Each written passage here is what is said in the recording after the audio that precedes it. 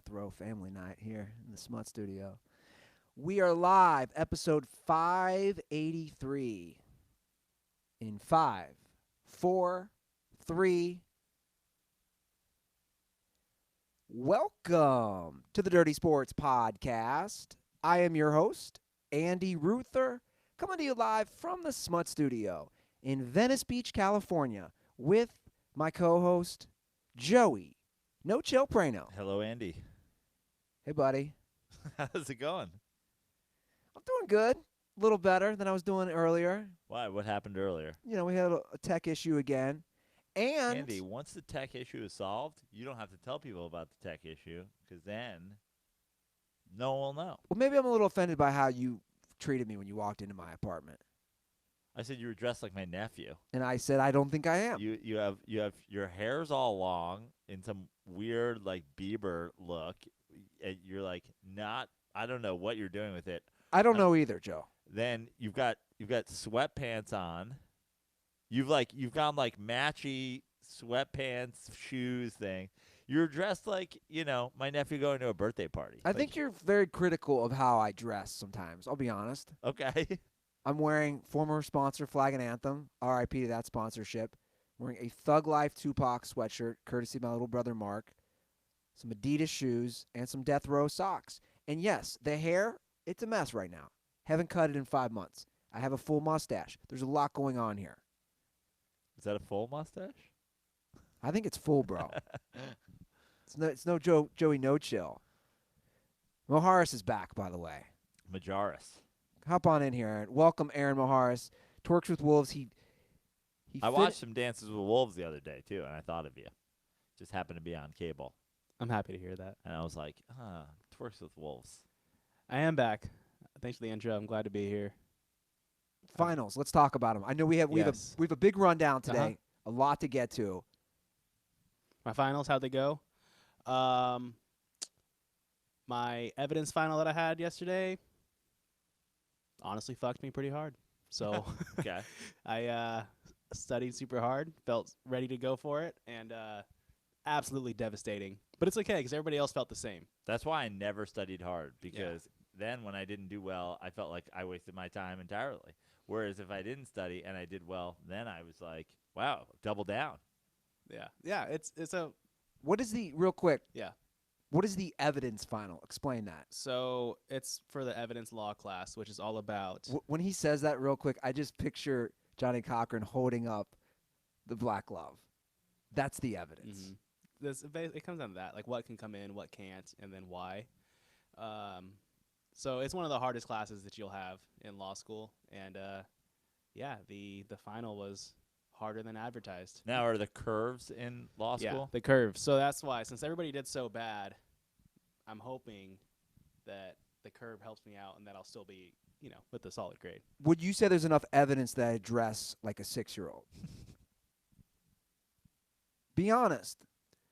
Is there, based on what I'm looking at right now, you're saying? I mean, what 6-year-old dresses like how I dress? I'm wearing a Tupac Thug Life sweatshirt. I mean, like every 6-year-old in Los Angeles. And so, yeah, if you walk around like LA, cool dads are like, hey, wear a Tupac sweatshirt. Like, Dad, I'd put you in the age Tupac? range of 6 to 11. You're just fucking, I forget what you said.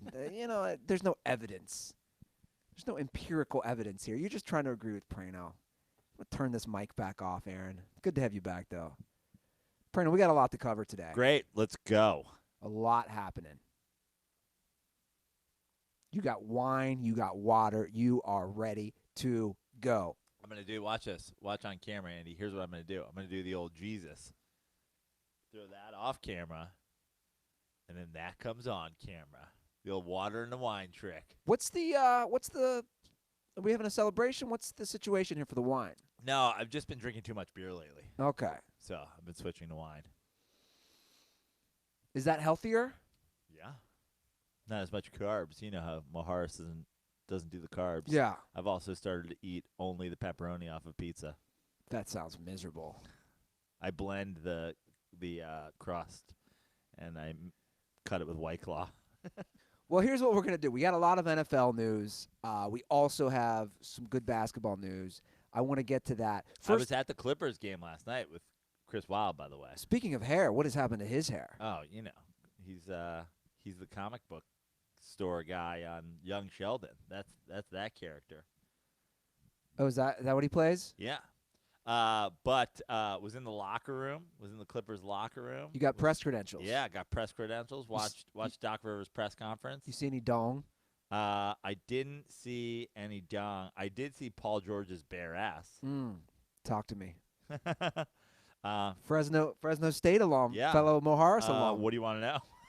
I guess. Yeah, it was black. Yeah. It was black. Looked pretty smooth. I Saw bet. some cocoa butter in his locker. I assume, yeah. Yeah, there was a lot of cocoa butter in the We Clippers locker. need to get the cocoa butter more to the white people. I'm a big fan of cocoa butter. You need to get that out, white people. Black people have it on lockdown, but we need to start copying that. It's a nice smell. I like the cocoa butter lotion. Feels good on the body. Smells good. Hey. Are we doing cocoa butter ads? Like Mahars, put this on the rundown. We got to slide into Cocoa Butter's DMs at Cocoa Butter. Hey guys, we got to give you a pretty solid plug on the show yesterday. But you were in the locker room. Yeah. Did you ask any questions? No, Chris asked a couple questions, but I was just sort of kicking around. It was a totally different vibe in the locker room from the Clippers locker room last year because of the addition of Kawhi and Paul George. Kawhi, when he came into the locker room, it was like shit went down. Like suddenly, I was literally standing by Kawhi's locker, like he was showering, and I was like, yo, it's pretty dope. It's Kawhi's locker. Paul George right next to him. I was like snapping some pictures. It was Paul George Sr.'s birthday. He was at the game. So Paul George had his game jersey in the locker hanging, and everybody came and signed it. Everybody on the team, and it was going to go to his dad, which I thought was really cool. Yeah. But they were sitting right next to each other. It's sort of like a half moon shaped locker room, and their two lockers are right in the middle, and they sit right next to each other. So I was like snapping some picture of their lockers, and Chris was like, "Be careful, people are a little weird about like pictures in the locker room and stuff like that." I was like, "It's all good. Like I keep that shit low key." And then literally when Kawhi came in, like security came in with him.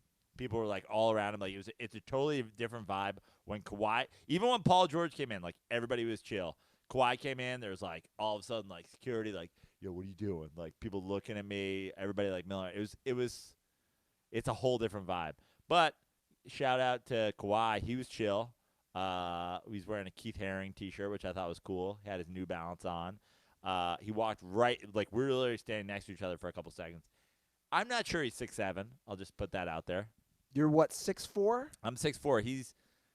He could be 3 inches taller than me, but he didn't seem like he was 3 inches taller than me. And I'm pretty good at this game. Yeah. I'm pretty good at the how tall are you game, especially when somebody's standing next to me. I was in sneakers. He was in sneakers. Is he 6'7" in sneakers? Maybe. Is he taking the cornrows out at any point, or the cornrows always in? Like last night? Yeah, like in No, the locker room. Cornrows always in. Always I don't know in. if you know how cornrows work. It's not something you take out while you shower and put back in when you get to the locker room. I know it's a process. Yeah. That's all I know.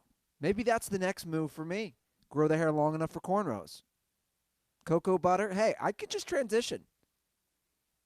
I don't think you can transition into a black guy. Yeah. I don't think that's possible. It's 2019, dude. All right. You I mean, to be fair, I guess what's his name did it? Sean. What's the Black Lives Matter guy? Sean King. Sean King. Yeah. He transitioned into a black guy. So I guess if he could do it, anybody could So do did that white girl. What's the white woman? We all know her. it. Rachel Dolezal. Rachel Dolezal. Yeah. She transitioned. Yeah. And I mean, South Park did this like 10 years ago, where they turned into black people. Just saying. It's kind of offensive that you would say that, actually, that I can't. I can be whatever I want. But proceed with No, just saying it was pretty dope. It was a great game, and I just wanted to shout out Chris Wilde, who will probably make an appearance on the NBA Christmas Spectacular. maybe. Yeah. Hey, give the people what they want. You to go out of town and me and Chris Wilde to host an NBA show. Yeah, but you're going to be out of town, too. So am I. Who's hosting the show? Me, Chris Wilde, When? via phone. We can handle this. You want us to take care of the Christmas day? You want us to take care of the episode on December 26th? That'd be pretty funny. We will take care of that episode. I'll be honest. I did have a plan, and my plan did not work because he will be gone. I was going to secretly text Chris, true story, and say, let's do this without Praino, and I'm not going to tell him, and I think it'd be funny. But I saw his tweet saying that he will be gone the 23rd or something. Yeah. Plus, he probably wouldn't respond to my text. Yeah. I love that you think Chris Wilde would. I mean, he is a fame whore, and he will do all podcasts all the time just for the clout and the attention. But I don't think he'd throw me under a bus. I have done the show with him and not you. Yes, with my blessing. The Joe Praino blessing. Yeah. Are you speaking of blessing? You running for president with all this shit going on? I mean, great time for it, right? Right? Is this happening? See, what's happening right now is I've been laying in the weeds because a lot of people are like, "Are you still running for president?" And like other comedians, I don't want to name names, have come out and said they're running for president. I'm just letting everybody get out there to do the big political thing. Yeah. Because everybody right now, everybody's doing like the I love Trump, I hate Trump thing, and I love all that. That while that all explodes, I just do the Denzel Washington walking away from the explosion quietly and stoically into the White House. Because, as you know, I am an agent of chaos, and I fucking love that the Democrats and the Republicans are literally strangling each other. Yeah. I felt literally today, we were joking about it before the show because Tulsi Gabbard voted present. And literally Republicans and Democrats are losing their mind. Like, how dare she not be a partisan politician and fucking vote one way or the other. Meanwhile, I feel like I'm Jon Snow in the Battle of the Bastards. It's just Republicans and Democrats and me with a sword just ready to stand for somebody who has the ability to think for themselves. Yeah. Now, if you were president, is there any sort of ticketing app that you would fully endorse? Yeah, absolutely. I mean, it's an impeachable offense not to use SeatGeek. I think that's a great way of putting it. It is impeachable. Republicans love SeatGeek. Democrats love SeatGeek. Democrats love SeatGeek because it's cheaper. Republicans love SeatGeek because they can see where they're sitting, so they know whether or not they're sitting next to people of lesser races. Not that there are lesser races. Yeah. That's just what Republicans think. Didn't think you were going to go there, but you did. All right. I already buried my myself with that. Guys, SeatGeek. Start the ad read over. SeatGeek is a great app to see any live event. I'm sure thousands of fans last night at the Staples Center used the SeatGeek app to watch the Clippers game with Joe Praino and Chris Wilde. They pulled together millions of tickets from all over the web and then rate them on a scale of 1 to 10. SeatGeek will even give you $10 off on your first SeatGeek purchase. All you need to do is use our promo code. So download the SeatGeek app and use promo code DIRTY for $10 off on your first purchase. That's promo code DIRTY for $10 off on your first purchase. And send me a screenshot, guys. Or if you've used it on your account, grab your ladies or your guys or your father or your mother, whoever, your brother, your sister. Daughter. Yeah. Your son. Grab anybody's. Grab Jeffrey Epstein's phone. Grab him right by the phone. There you go. Promo code DIRTY, $10 off. Okay, so we got a couple good NBA stories that I'm pretty stoked about. Let's do it. And then we have a great situation that I want to talk about, the Andy Ruther dunking scenario. Yes. Based off my tweet. I know.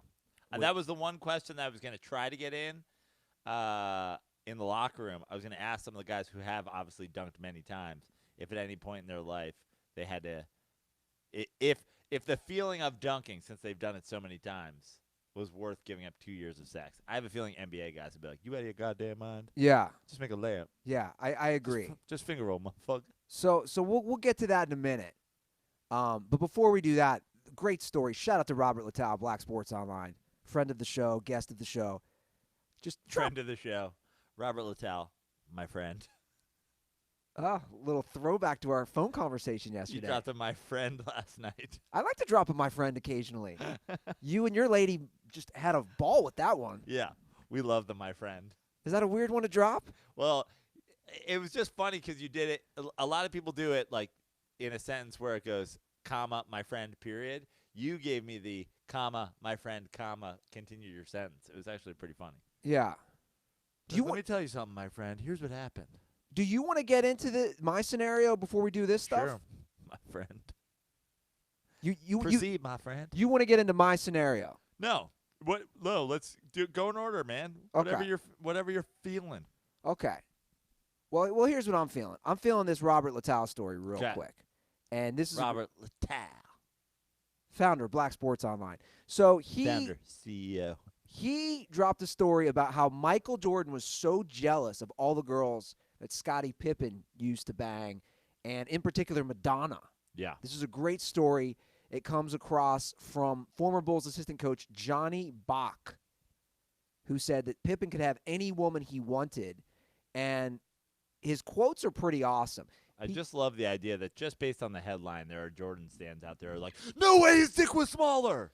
Well, No way guys in the 90s like Michael Jordan had smaller dicks. let me read the headline from... Everybody in the 90s has had a huge dick. Every NBA player in the 90s had a huge dick. That's why it was so hard to go down the lane, because you would get hit with a dick. Let me read the Let's go. Read it. headline, because we got to give Robert's headlines. Robert's headline, how Michael Jordan was jealous that Scottie Pippen got better groupies than him on the road, how MJ tried to steal Madonna from him by stabbing him in the back but failed miserably when Madonna said MJ's sex game was lacking. Parentheses, pics vids. I love it. He never misses.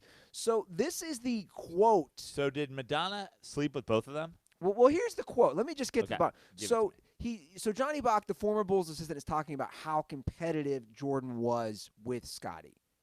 And he says Scottie and Michael used to compete on everything.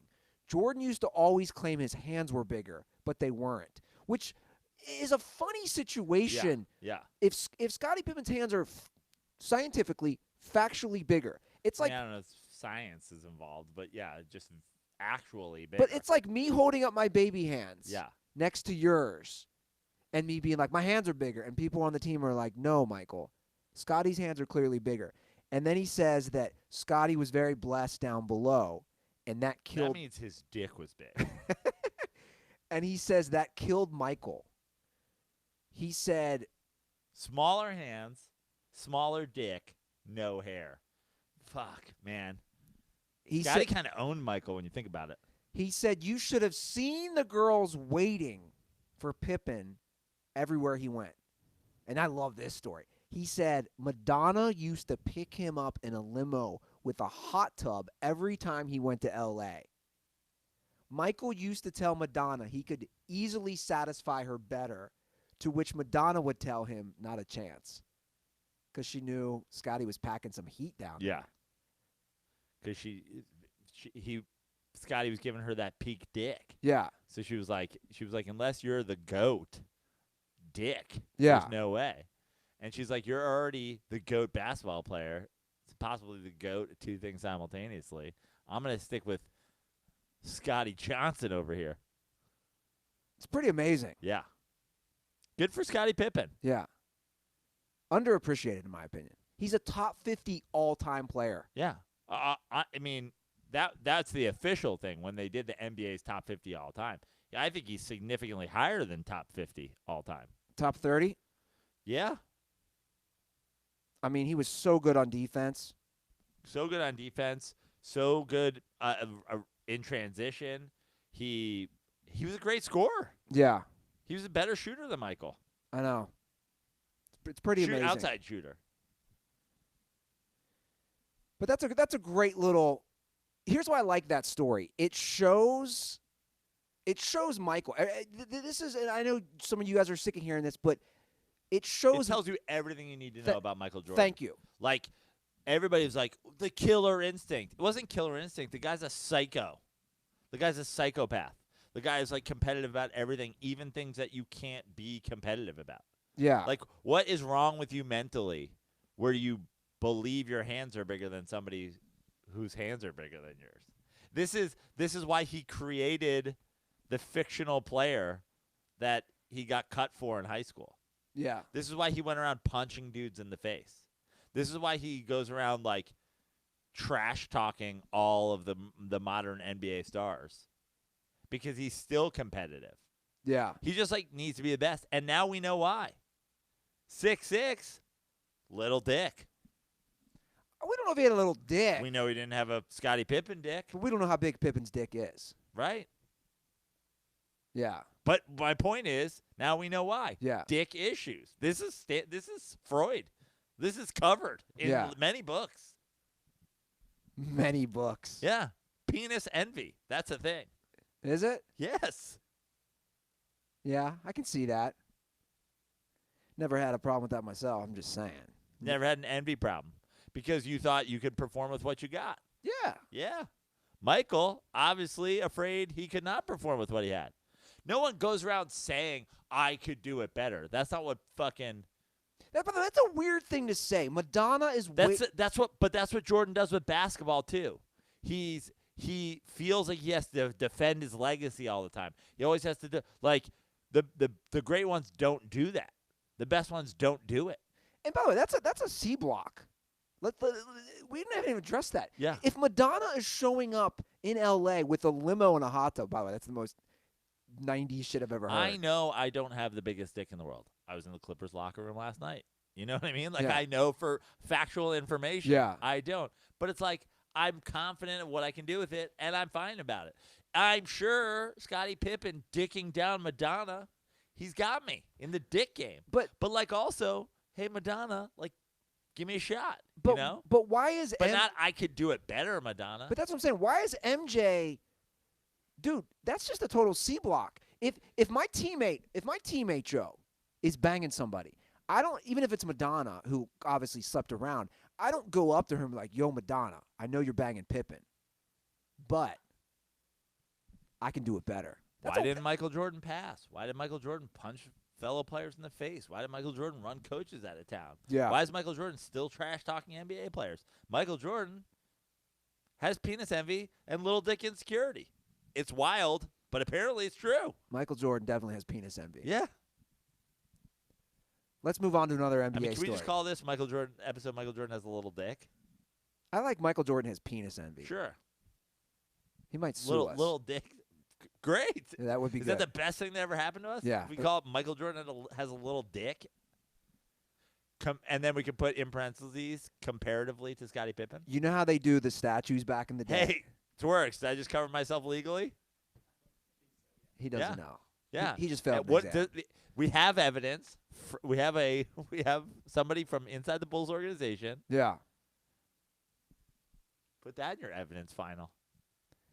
Well, the other story I want to talk about is what Kevin Garnett. KG was at the game last night with Adam Sandler. They got a movie coming out. Yeah.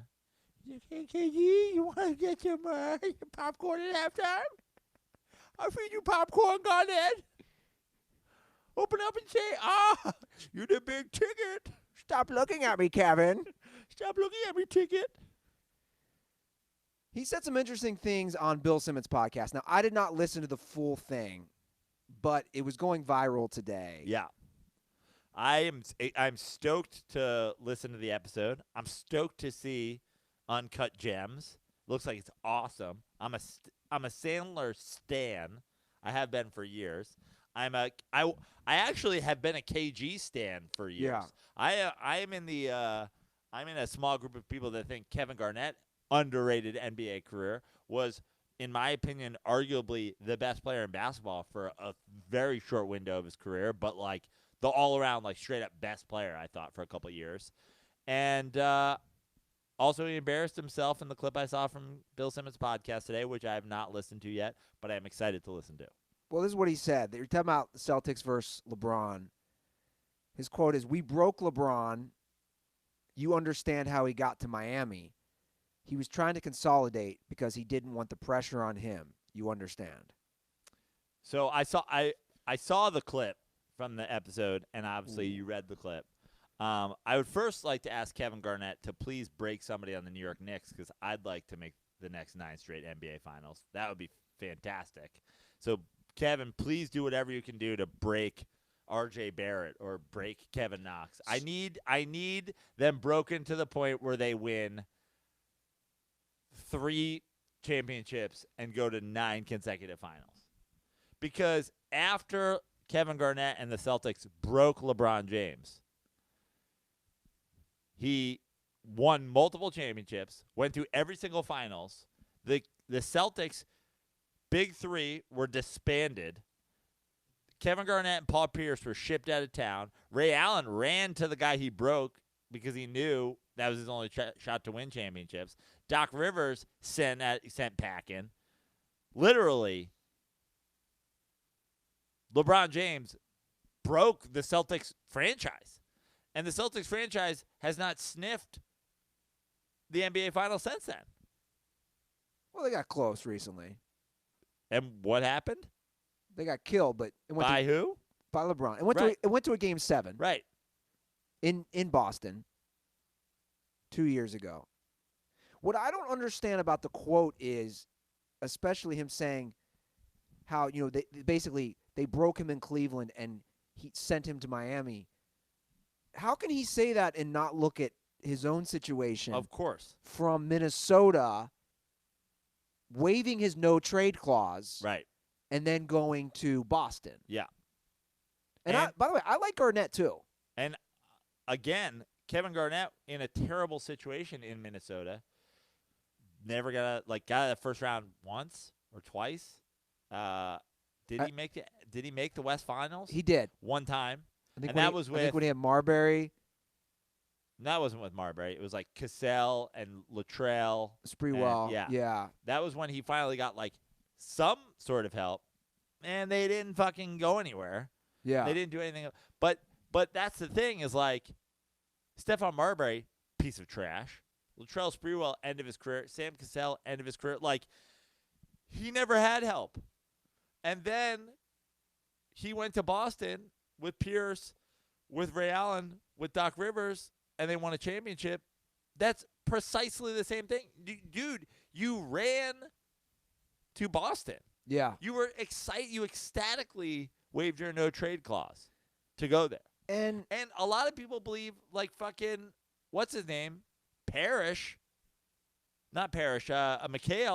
fucking was, shipping him over to his old team, gave him a freebie. What I don't understand, and I tweeted this out today, I'm sick of this, because you see it in sports all the time. I'm sick and tired of people mocking somebody for upgrading their situation, whether it's Kevin Garnett, LeBron James, or anyone. This notion, think about this. But again, forget that. The idea that Kevin Garnett would do it when he did it, that's the only reason he was able to break anybody. But again, quote unquote break. But I'm sick and tired of this narrative of anything in life. It's like the guy who grows up in the hood, who then becomes a multimillionaire, who then leaves, and you call him a sellout. Like you're upgrading your life. I just don't get this. You're upgrading your situation. Selling out is something totally different to me than accusing somebody of needing help. Everybody needs help. What I thought you were gonna say is somebody comes from the hood, they become a millionaire and they get an accountant. Yeah. Why? What am I supposed to do? I'm supposed to do my own fucking taxes? P. Diddy's going into fucking H&R Block in April? Yeah, you get help for some shit. You know what I mean? In fact, we are in the business. We are probably in the most man versus the world business that there is in stand-up comedy. And even that, nothing is more proof than my manager totally changed my career. I was gonna say, shout out to Randy Siegel. No, you're right though. But you're right. And I told her that when you got Montreal Just for Laughs, I sent her an email and told her that, and how much, because I've known you so long, how much an influence she's had on your career. So I'm glad you brought that up, because I'm sick of this, Joe. I'm just sick of this notion, and I'm sick of seeing this shit on Twitter. Michael Jordan needed somebody with a bigger dick. Okay? Scottie Kevin Pippen. Garnett needed Paul Pierce and Ray Allen. Literally, the guy he criticized for it is the guy who came the closest to doing it with essentially nobody. And what the internet needs to fucking understand is Mel Williams wasn't an all-star before he met LeBron James. Zydrunas Ilgauskas wasn't an all-star before he met LeBron James. LeBron James multiple times truly almost did it with no help.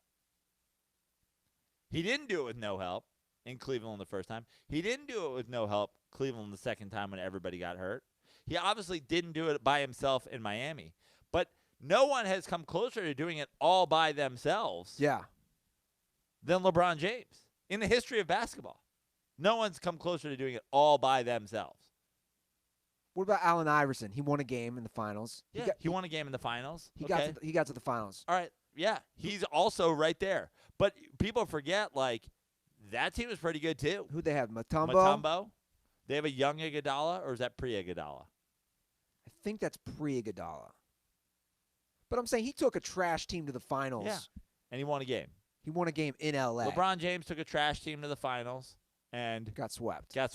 He took a trash team to the finals and played 5 games or 6 games in that first one. 6 games without Kyrie and without Love. Yeah. 6 games They with were Dellavedova and Mozgov. They were up 2-1 in that series. Yeah. That's the closest anybody's ever come to doing it by themselves. Yeah. No, Not just by himself, but missing guys from his roster. yeah. Again, I'm sick of this. It's so true. And that's why I'm glad I tweeted that out. It's like, guys, there's no Apple without Steve Wozniak. Him and Steve Jobs created Apple together. Steve Jobs didn't create Apple by himself. Get this fucking notion out of your head. There's no Lakers 3 in a row without Kobe and Shaq. I mean, probably Shaq and any other competent shooting guard, but I agree he would have needed somebody else. He needs somebody. Yeah. He almost did it with Anthony Hardaway. I'm saying he needed Penny to make it to the finals. Yeah. Everybody needs somebody else. Michael Jordan is 1 in 9 before Scottie Pippen arrives in Before the playoffs. the bigger dick in the locker room arrives. Yeah. It's important to keep reminding people. Scottie Pippen had a bigger dick than Michael Jordan. And it drove Michael Jordan to win championships. Yeah. But it's just I don't know why KG is saying that. Like, you said to me today on text, which could be true. He got attention. He's got a movie coming out. Maybe he's just doing it for attention. I mean, I think there's part of that. The one thing about KG is KG was Mr. Trash Talk and Mr. Whatever, but you didn't see a lot. You didn't hear a lot of KG when he was playing. He was pretty quiet off the court. Well, did you hear what he said? So you didn't listen to anything. Did you hear what he said? Did you watch the clip, what he said about those guys? Yeah. And how that they're not, like, they're completely, like, that's the other thing about. He said they don't, if you watch the clip or listen to the podcast, he says that Paul Pierce and him, they don't hang with, like, they're cool with those Heat guys. But he even said, when I did Dwayne Wade's show, whatever Dwayne Wade was doing, like, we're not going out and drinking wine after the show. Right. It's all professional. But the thing is LeBron James welcomed Ray Allen to a locker room, welcomed Rajon Rondo into the locker room. I'm sure Dwayne Wade would have too. I'm sure Chris Bosh would have too. The thing is Kevin Garnett and Paul Pierce didn't like that LeBron James bitched them a little bit. And they're hanging on that one championship, and they're hanging on what they were able to do to him when he was in Cleveland. And they don't like that he went out.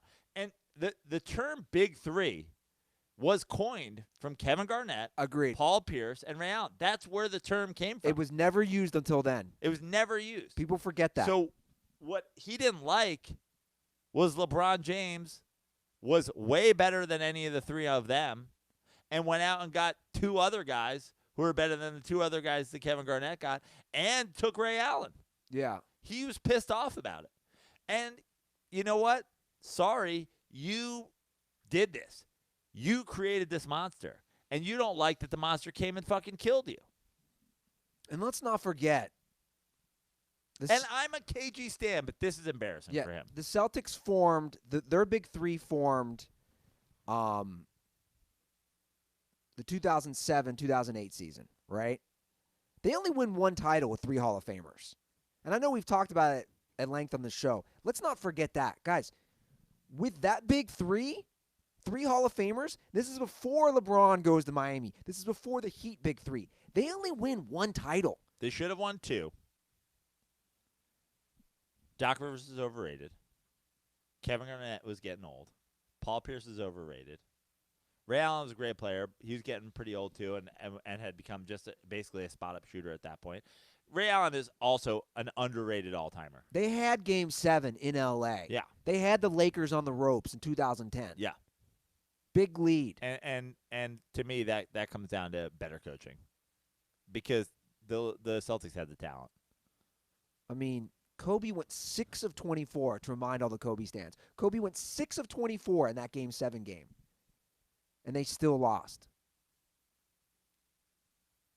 And Celtics fans are going to use the Kendrick Perkins wasn't playing excuse. You still had 3 Hall of Famers, guys. Yeah. And Rajon Rondo was nice. Yeah. At that point of Rajon Rondo's career, Overrated, but nice. Yeah. He was nice though. Good defender. Even Good now, passer.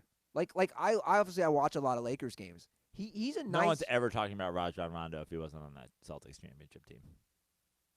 He just happened to come in as a young player and get to be added to the big three. Okay, fair enough. But KG, come on. Yeah.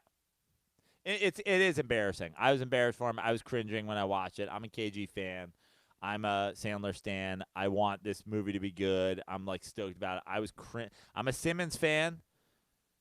I was cringing watching it. I was cringing because it's embarrassing because how do you not have – and I said to you also, I think he's bad at – I think he's not good at expressing himself. Yeah. I think some of the things that he was saying in there, he crossed some lines, and some of the things he was saying in there, he were a little like I think they were a little misconstrued, but no doubt about it, he fucked up. Yeah, but again, because it's 2019, and LeBron's been to every NBA final since then, with the exception of one, and Kevin Garnett and Paul Pierce were shipped the fuck out of town. Ray Allen went on to win championships with LeBron. Rajon Rondo's hoping to win a championship with LeBron. Doc Rivers is trying to have as good a record as the other team in the city that has LeBron. Like, dude, LeBron, you know, Kevin Garnett says that he and the Celtics broke LeBron. LeBron broke the NBA. He broke everybody. He Thanos'd the shit. He snapped, and motherfuckers disappeared. Kevin Garnett, gone. Goodbye, Mr. Garnett. Paul Pierce, gone. Gone. Gone. Shitting his pants, talking about fucking he's better than Dwayne Wade on fucking television. It's embarrassing. It was cringy. I cringed. Talking about Paul Pierce. I'm talking about Kevin Garnett on the show. Yeah, but all of it. Yeah. Well, let's get to my situation. What's going on in my mind? Actually, while I was watching LeBron, this is when this came to me, and I tweeted this out, and I was shocked at the response. So I'm watching the Lakers game yesterday against the Pacers. Ruther jinxed them, saying, oh, they've won 14 straight on the road. They go into whatever that field house, they always change the name, in Indianapolis. Conseco? I don't think it's Conseco anymore. Okay. Market Square Arena? Banker's Life. I don't know what Market it is. Square Arena? That's good throwback there. The Lakers are playing without AD. It's a tough-fought game. They lose by 3. I watched the whole game. While I'm watching the game, early on in the game, LeBron has an alley-oop dunk. And I know, obviously, he's LeBron James. James. It's a reverse alley-oop dunk, and it just looks so easy. And I'm sitting here in the Smut studio, and I'm thinking, damn, it's just so easy. It doesn't matter if it's LeBron or Dwight Howard or anybody, just JaVale McGee. Lot of dunks were happening in this game. And I was like, these guys, it's just so easy to dunk. And I'm just such a fucking short white guy. What is it? Now, there's short guys who can dunk. Yeah. But I'm thinking as I'm watching the game, what is it like to dunk? So I tweet this out. My mind goes to weird places. So I went here.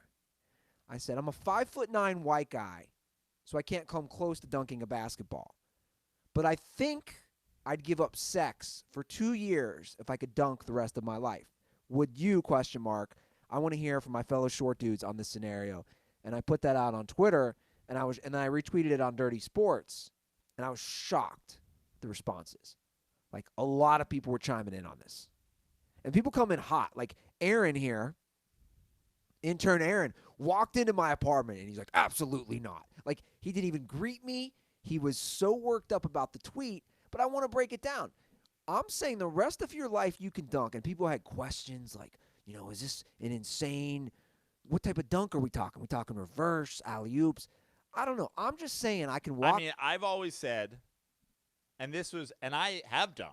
Okay. And this is what I always said was my, like, the thing that I could never do that I always wanted to do is I said, and this is what means you can really drop step dunk. If you can drop step dunk, you can dunk. Yeah. Now, I could, at my athletic peak, dribble into the lane and one-handed dunk.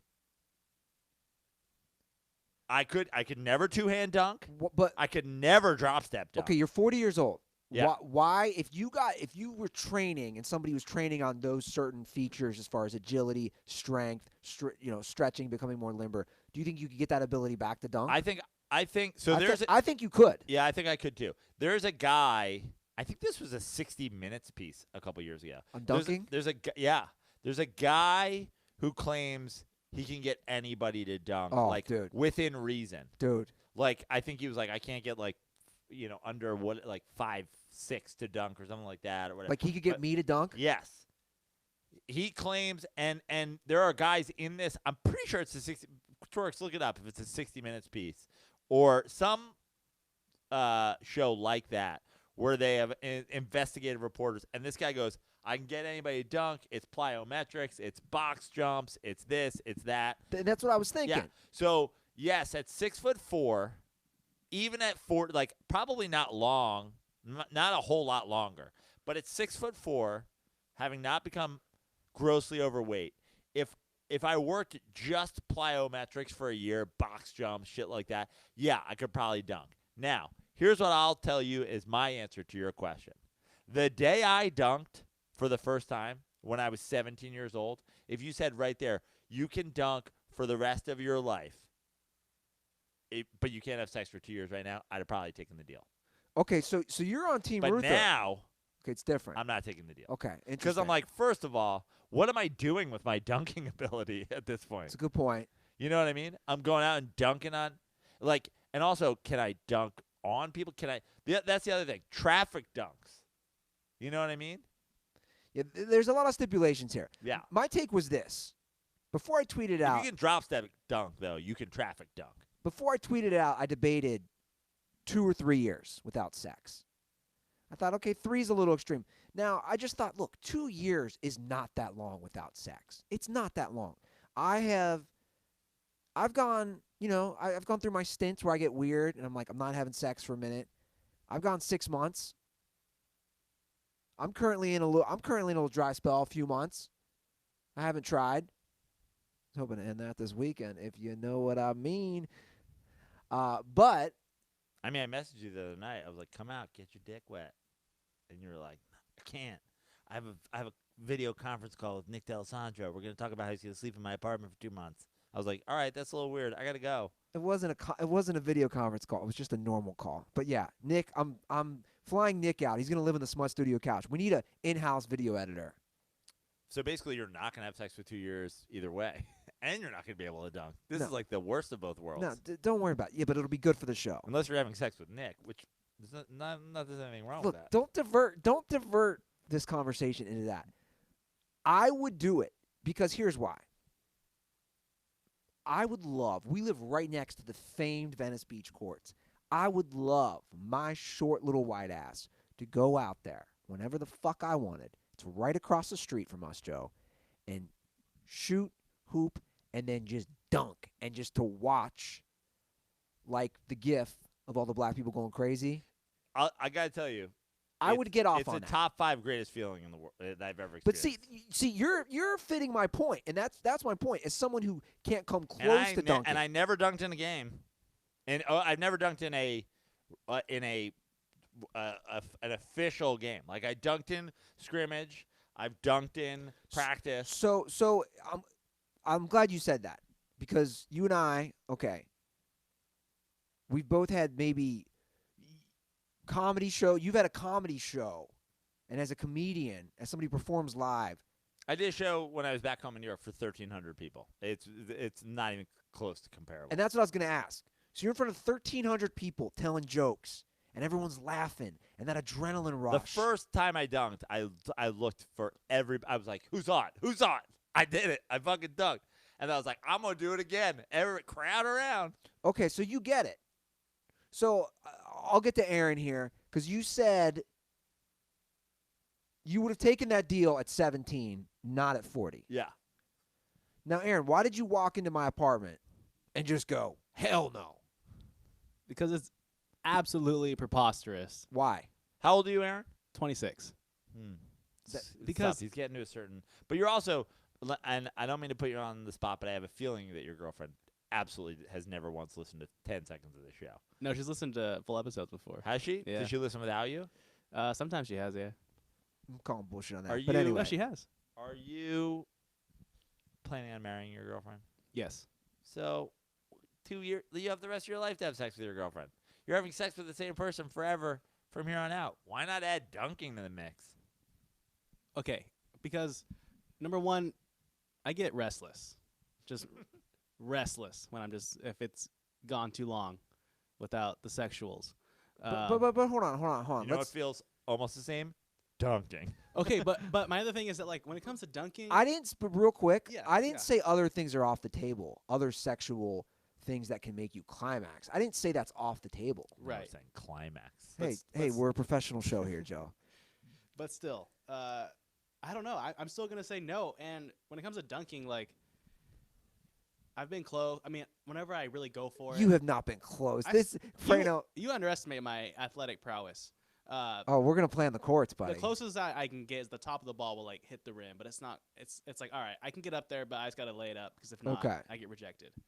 But no, dunking is just such a fleeting feeling, and it's not even that it's not even that crazy in the game. Let me tell you something, Aaron. It's not that crazy. Saying you almost dunked is saying you almost had sex.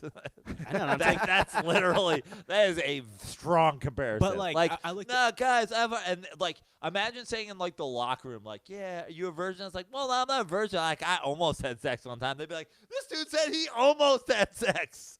Yeah. I just still think it's a wild. It's just, like, how often are you dunking? You're fucking never dunking. Well, if you're dunking, that's the thing. If you know you can dunk 100% of the time, then you're dunking all the time. yeah, but you're still. I mean, then you're just Like, are I you was going out not an there- all the time dunker. But see, here's what's bothering me about your response. I'm not chiming in as much. I'm letting Joe talk because he has dunked. He's telling you what it feels like. He's also saying, dude, I just did a show in front of 1,300 people. I'm killing 1,300 people. It doesn't compare. But also, the other thing is, like, dunking at 17, it's like you're like, the whole world is in front of you. Yeah. Like, anything is possible. Like, But let me ask you this. but that's why at 40, like, I'm not going to, like, I'd rather have sex for the next 2 years than dunk again because, like, what am I going to do with that dunking? But at 17, when I dunked, I was like, am I going to the NBA? I was like, I think I might be going to the NBA, guys. But I guess my question to I'm a you great is, passer. how I'm a good? solid outside shooter. I play incredible defense. I have just added dunking to the repertoire. And then 18 days later, when my ability to dunk went out the window, probably because I started having sex. Okay, then question: is it better than hitting a home run in a game? Yes. Dunking is better than hitting a home run. Well, I never dunked in a game. Okay. I have hit a home run in a game, and I have hit a home run in every version of a scrimmage. Blah blah. But like basketball practice and basketball scrimmages is essentially a game. Like you're playing a game, you're just not playing. So, but I never dunked. When I played in high school, I didn't get a lot of opportunities to dunk in the game. The 3.5 minutes I was in the game, I was throwing Showtime passes. Wasn't doing a lot of breakaway dunks. I imagine dunking on somebody in traffic in a game feels like hitting a home run and somehow running out to the outfield, catching your home run, and hitting it back to home plate. I imagine, based on what dunking in practice feels like. And I'm glad we're having this conversation. And Joe, I'm surprised at his answer, and I'm liking it because that's my train of thought. My train of thought is this: is that I'll say this, like, I don't know if it's worth giving up sex for 2 years one. to try to dunk. What if it's one? But for you to feel the feeling of dunking one time. Also, it's going to lose its luster as you dunk. Good point. The reason I brought this up is I just think we've underappreciated dunking at this point. We're devaluing dunking. Like I said, I'm watching the Lakers game, and I'm just seeing how skilled these guys are. And we see it so often. It's like if you ate ice cream every day, right? You're right. Yeah. It's going to lose its effect. But that was the whole point of this. And to me, I thought sex was a good thing to bring into it because everybody says, oh, I don't want to give up sex or this and that. But, like, 2 years isn't that much. I mean, it's really not that long. Like I said, especially if you can do other things. I'm going to say, for me, the answer is it's a very time-sensitive thing. and circumstance. Yeah. Like what your circumstances are. I think everybody's answer is different. Twerks is a very cusp person there. 26, good time to start dunking. Honestly, you're already with the girl you're gonna be with for the rest of your life. You have 60 more years to dunk on her. I don't know if I'm you. Although you're so short, and you're so old, and you're so and you're so. I mean, can you backlog the sex thing? Can you use the 5 months of sex you haven't had, and use now? If I'm you, like you're also a very special candidate. Me, I'm done dunking. Look, this is my personal stance, and it's going to be a humble brag. I've had a lot of sex in my life. I've had a lot of sex, plain and simple. I've banged a lot of chicks. So to me, it's not what's another girl, right? For a couple years. To me, it's like, yo, again, I just grabbed that basketball out of my closet. I walk over to the Venice Beach courts and I'm like, look at this Bieber-looking motherfucker. And I'm like, Bieber-looking motherfucker, my friend. Yeah. Don't mind if I do. And I just fucking tomahawk dunk. And they proceed to turn into a gift. Just to tell you, like, just give me my train of thought, because I think this is a great question. I'm out. I'm done dunking. But at the same time, if you're a pushy car salesman, you come over to me and you're like, all right, Praino, before we let you out of this door, you can drop step dunk, but you can't have sex for 4 months. I'm like, I'm in. Let's sign this deal. Okay. You know what I mean? Like, my girlfriend will hate to hear it, but 4 months, a lot of cunnilingus. I'm drop step dunking on people in Venice Beach. Let's go. All right. I think sex is tight. I mean, 2 years. Sex is tight. But Aaron, I'll be honest. Like, I don't like. I don't know. I think, like I said, I think I'm not experienced in dunking, but I'm more experienced in the sex field. I think You got yourself a goddamn deal. But also, I live with my girlfriend, so like 2 years, no sex. That's a long fucking time. Because I see her every day. I'd be like, what the fuck? So maybe that's why I look at that time period as way too long. But you're also younger, dude. He's right. Like I am currently right now, me literally this day as we record this podcast, I'm in a state where I don't like I'd rather just look at porn and jack off to deal with somebody. Like this is where Andy Ruther is December 18th, 2019. I don't even care. Like Joe said, he's like, "Oh, come out. There'll be some cute girls." I'm like, "Dude, I don't care. I'll just handle my business." But that's what makes me happy right now. It doesn't mean that I'm not going to just go on a bang spree at some point. I'm just saying, I choose dunking. You don't. Praino doesn't. But it seems like with Joe, there's some sort of wiggle room for like 4 months or something. And traffic done. Yeah, I mean, look. 2 months. Also, I think 2 months. Also, I think you've actually inspired me. I think tomorrow I'm going to go to like a fucking plyometrics guy and be like, look, by this time next year, I need to be able to have sex and dunk in the same day just to roast my co-host. Like, got up today, fucked and dunked. I would respect that. There'd be no roasting. I'd have nothing but praise for you if you did that. You know what's going to help us all dunk, Joe? Because I know we talk about what's going to help you dunk. Some of that great meat from Butcher Box. I think that you're right. Protein is probably important. It's very important. Yeah, I definitely had a dunk breakfast yesterday. I had some Butcher Box ground beef, threw some eggs in there. How is that? Because I just thawed out my ground beef. Fantastic. Little Butcher Box ground beef, cooked it up, cracked a couple eggs in it, let those cook on top, threw a little cheese on top, boom, a little meat, egg, cheese, bonanza. Have you cooked the pork chops yet? I have. I've eaten both of them. So good. Yeah. Love the Butcher Box pork chops. And I'm normally not like the biggest pork chop guy because I don't know how to cook it. I only eat it usually with my dad because Walt knows how to cook. But guys, every month Butcher Box ships a curated selection of high quality meat right to the house. What I love about Butcher Box, not only does it taste great, it's free of antibiotics and added hormones. Each box has 9 to 11 pounds of meat, enough for 24 individuals. And I'm so happy that we're working with Butcher Box. And you guys should be happy too because we have a great deal. And this, I don't say lightly, is a great gift for the holiday season. Right now, you can get 2 pounds of ground beef and 2 packs of bacon absolutely free, plus $20 off your first box. And I believe that comes out to about $109.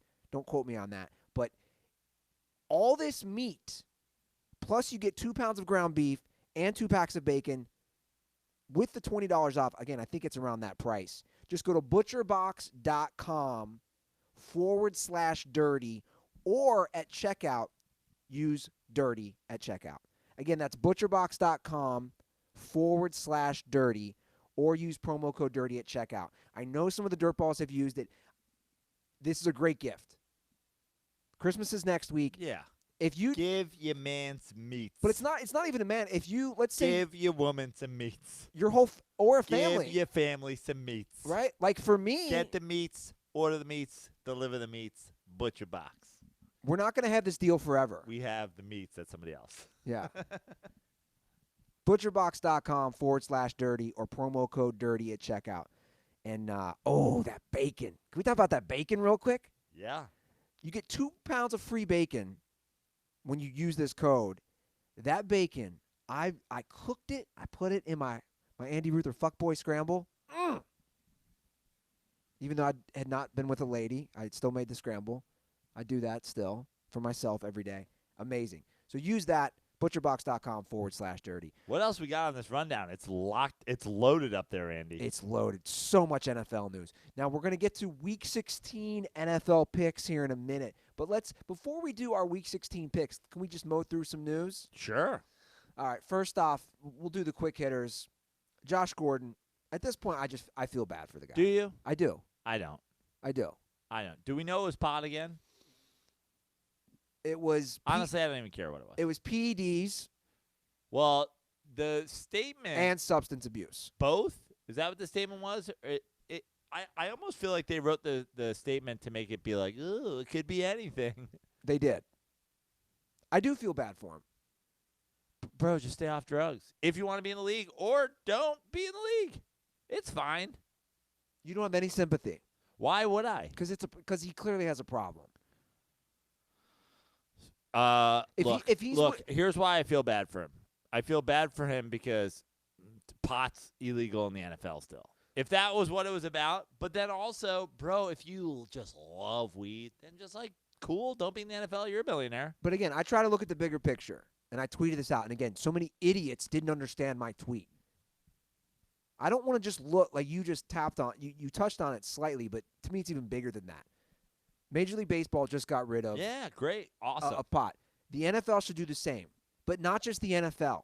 Our entire country, fuck it, go one step further. The entire world. The fact that we're still having this discussion, I know his employers can institute what they want. See, this is what I hate about social media. Everybody gets lost in, well, no shit, the NFL. Also, everybody gets a law degree and no one knows what the fuck they're talking about. Here's literally everybody on Twitter is a fucking moron. I agree. It is. It is a high rate at this point. It's a cesspool. We have talked about it a lot because you are the former king of Twitter, and Twitter is now dead, so your kingdom has fallen on ashes. You know what I mean? But honestly, I've moved on to IG. Honestly, it's better that you're gone because Twitter is a cesspool. It is. It's a cesspool. It's a cesspool of bad takes. But why are we looking at the small picture? My thing is, marijuana should be legal everywhere. It's already legal in so many states. Just legalize it. It's less harmful than alcohol. That's my point. And that was my point of my tweet. Joe's stretching because he's going to dunk a basketball after the show. I just, that's my point on all this. Major League Baseball just got rid of it. NFL should follow suit, and every state and every country should follow suit. It's 2019. If you want to smoke a J or eat a gummy, God damn it. Just let people live. But also, Josh Gordon, be an advocate for cannabis and, fucking make that your career because you're not that good at football anymore. And he had a great catch last week. Yeah, but it's also because he's been suspended for however many goddamn years because the guy just can't stop smoking pot, which is actually amazing. How do you not, But that's why I have sympathy for him, because he clearly cannot give it up. But that's bad too. That's a bad position to be in. I smoked a lot of pot in my day, guy. Well, it was interesting. I was texting my brother about this. And I'm like, I could give it up when I needed to. And that's what my brother said to me. He's like, dude. And I've never had to, no one's ever required me to give it up. Like, you know what's required me to give it up? Not having money. I didn't go robbing people for pot. Well, this is what my brother said.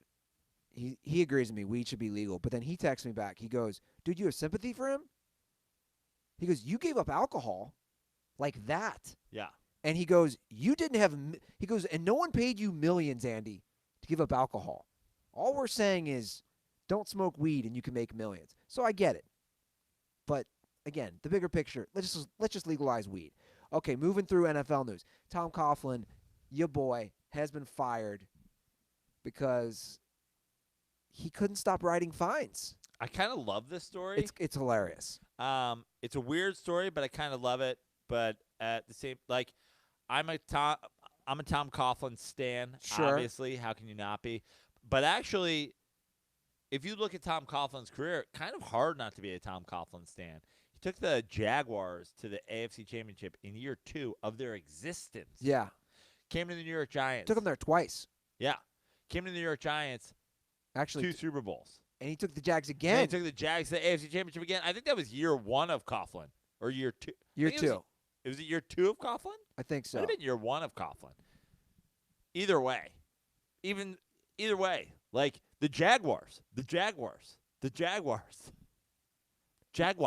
as Andy would say. He took him there 3 times. Yeah. It was. You're right. It was year 1 because they went 10-6, then 5-11, and 5-9. So basically, if you didn't see this, this was the story.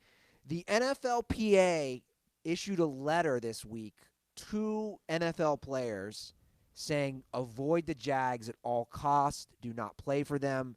They're out of control with the fines. And then it was revealed that Jacksonville has been responsible for 25% of all team fines on players, which is pretty remarkable. Yeah. Now, Tom Coughlin has a long history of this. This is the thing. And what's amazing is that, you know, there was a Michael Strahan-Tom Coughlin beef back in the day. Yes. Because Michael Strahan got fined for being on time to a meeting. This is the story. Showed up on time, got fined for being late. Tom Coughlin said, 5 minutes early is on time is late. Which is just just did you set the meeting for 5 minutes earlier? You know what I mean? Like, it's ridiculous. It's wild. But Michael Strahan is also on record, and Tom Coughlin is on record as saying the reason that they won the Super Bowl, the first Super Bowl, is because everybody on the team bought into Coughlin, and Coughlin bought into everybody on the team. He got a little bit more relaxed. They got a little bit more disciplined. They met in the middle. Magic happens. Plus, the GOAT was winning MVPs, you know?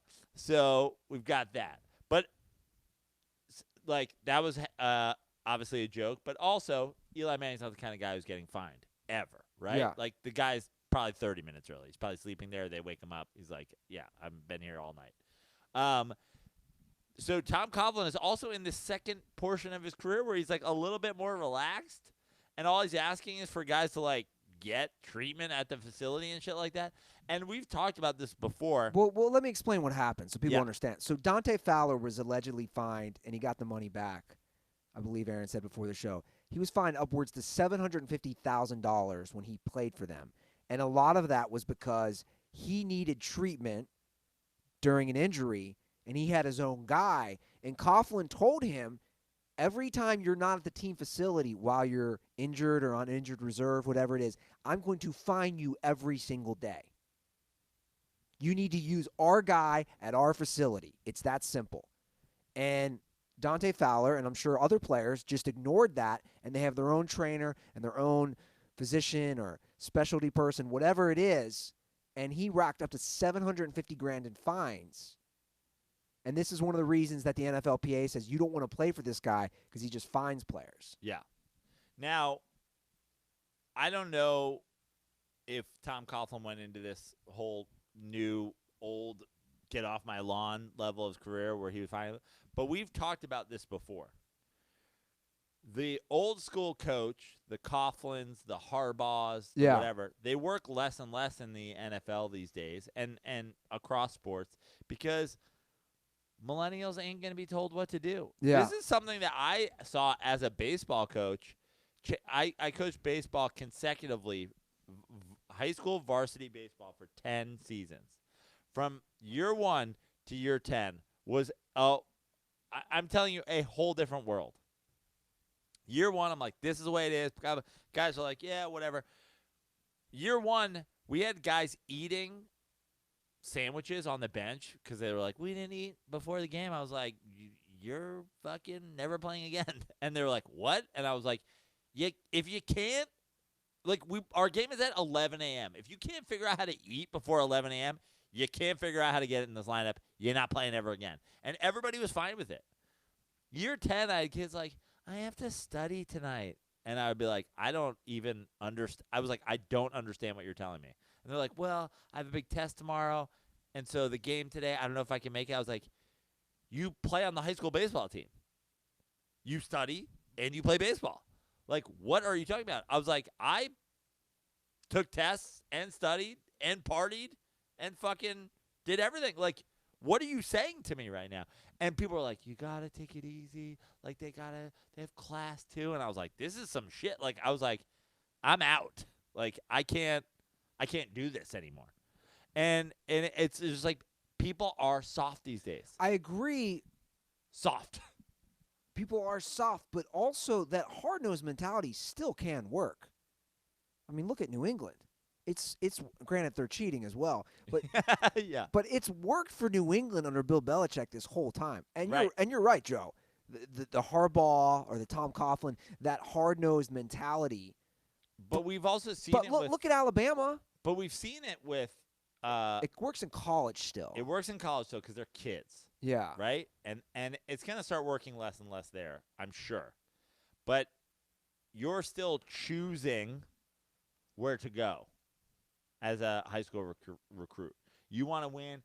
Nick Saban's not coming over there and being like, dude, you don't want to practice? Don't practice. He's like, you want to come to Alabama and win? You come to Alabama and win. And I'm sure there's other – look, I'm sure John Calipari is going to fucking Kentucky. And he's like, you want to go to the NBA? You want to never practice and go to the NBA? Come to Kentucky. It's like, also, there's a bag of money by your door. Have it, don't have it. It's up to you, honestly. Like, I don't. Look, somebody's going to take it. If it's not you, it's going to be some kid that walks by in the next 15 minutes. Take the money. But it's going to start working less and less, I think, even on that level. And I think some of those hard-nosed guys are going to get less and less recruits.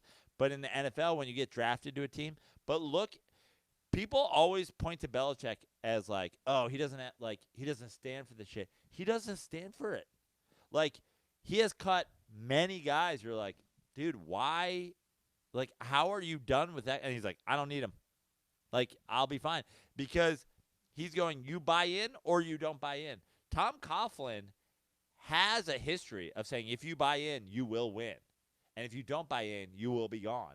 And look, he's getting old, but Well, I mean, he's unemployed now. yeah, but it works. But also the NFLPA, like, Google the president of the NFLPA, Aaron. Is it Troy Vincent? Like, it's a player who left football in like the last 15 years. Or no, is it Maurice Smith? Yeah, the president of the NFL Players Association, or the head of the. I NFL. think it's Maurice. I don't know if I have his name right, but I think he was just an attorney. Like, Yeah. he didn't play. Okay. Maybe Troy Vincent works for the actual NFL. I'm not sure. No, it's Eric Winston from the Bengals. Oh, so I'm wrong. Oh, so I'm mixing up. I'm thinking of the. Okay. So he's the head of the NFLPA? The NFL Players Association? Yeah. Yeah, Eric Winston. What am I thinking of? The union? Yeah. That's what I'm thinking. Yeah. It's probably Maurice Smith. That's what I'm thinking. Yeah. But that's my point. Is like now the guys in charge are guys who are like, man, you don't have to stand for that shit. You can't have some old ass white dude telling you what to do. Don't play it. Memo, DeMaurice don't Smith. play in Jacksonville. Is it DeMaurice Smith? He's the he's the executive director of the NFLPA. By the way, this has nothing to do with the story. Yeah. Ruther just wants to show DeMaurice that Smith he's is- not- is- he doesn't have dementia. Executive director, not the president. Okay. What's Troy Vincent doing these days? I'm mixing up all my NFL guys. Anyway, Praino's shaking his head at me. Okay, that's that story. By the way, I'm not saying I am a Tom Coughlin stan, but I'm not saying Tom Coughlin's right or wrong in this situation. God knows what if he's just get off my lawn portion of his career, but he does have a history, and and I can tell you for a fact, millennials don't want to be told what to do, but the ones that do, they often end up on winning teams, and they're fine with it because you need a fucking. You're a 20-something fucking athlete. You need a father figure. But I think you need it at any age, man. Yeah. I think at any age, sometimes you got to get people telling you, dude, and I hate it. I hate it at 38 when people tell me shit that I don't want to hear about changing things about my life. But then a lot of times later, oh my God, dude, I'll be like, dude, you showed me those things and you were tough on me and I fucking needed that. Right? It's like, that's how you have to do it sometimes. I agree with you. Like, I don't know if it's working or not, but at the end of the day, Tom Coughlin, that's all I'm going to say. It might not work now, but Joe is right. And this is somebody who's not obviously a New York guy. He got 2 Super Bowls. He got the Jacksonville Jags, whether he was coaching or whether he was in management and calling shots. He got the Jacksonville Jags to their only 4 And think about the stars from that team. AFC championships. The stars of the most recent team are all on the same team now. Fowler, Ramsey, Bortles. That is weird. They're all in the Rams. Because they're all on the fucking loosey-goosey. I'm 25. We'll go out and fucking Snapchat each other the whole game. It's cool. Guys, just run up to the line. I'll give you the plays in the helmet. No big deal. I'm going to miss the playoffs. Well, let's get to this last story. We'll discuss it as we're doing our picks. Okay. How about that? Sure. So week 16 is here.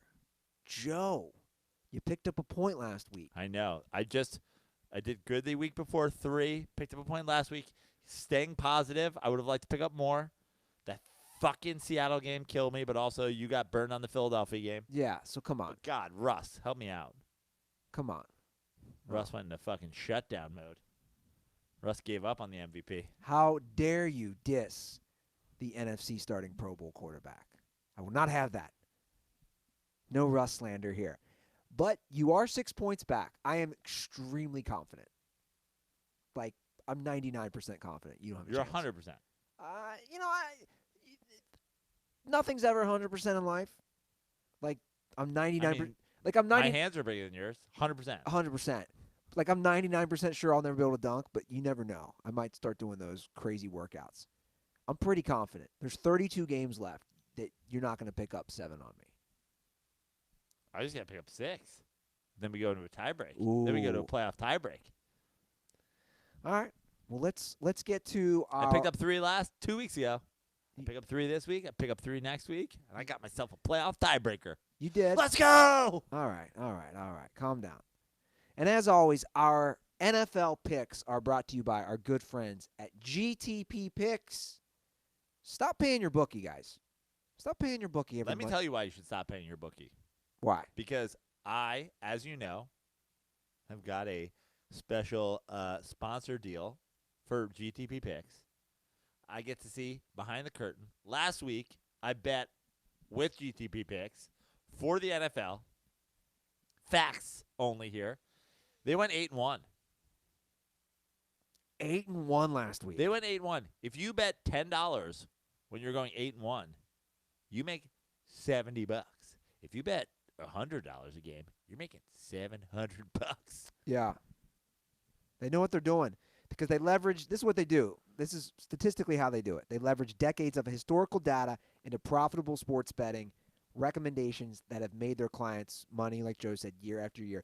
And if you're a member, if you have a subscription with GTP Picks, you get access to the sports betting recommendations sent directly to your email, as well as 24/7 access advice.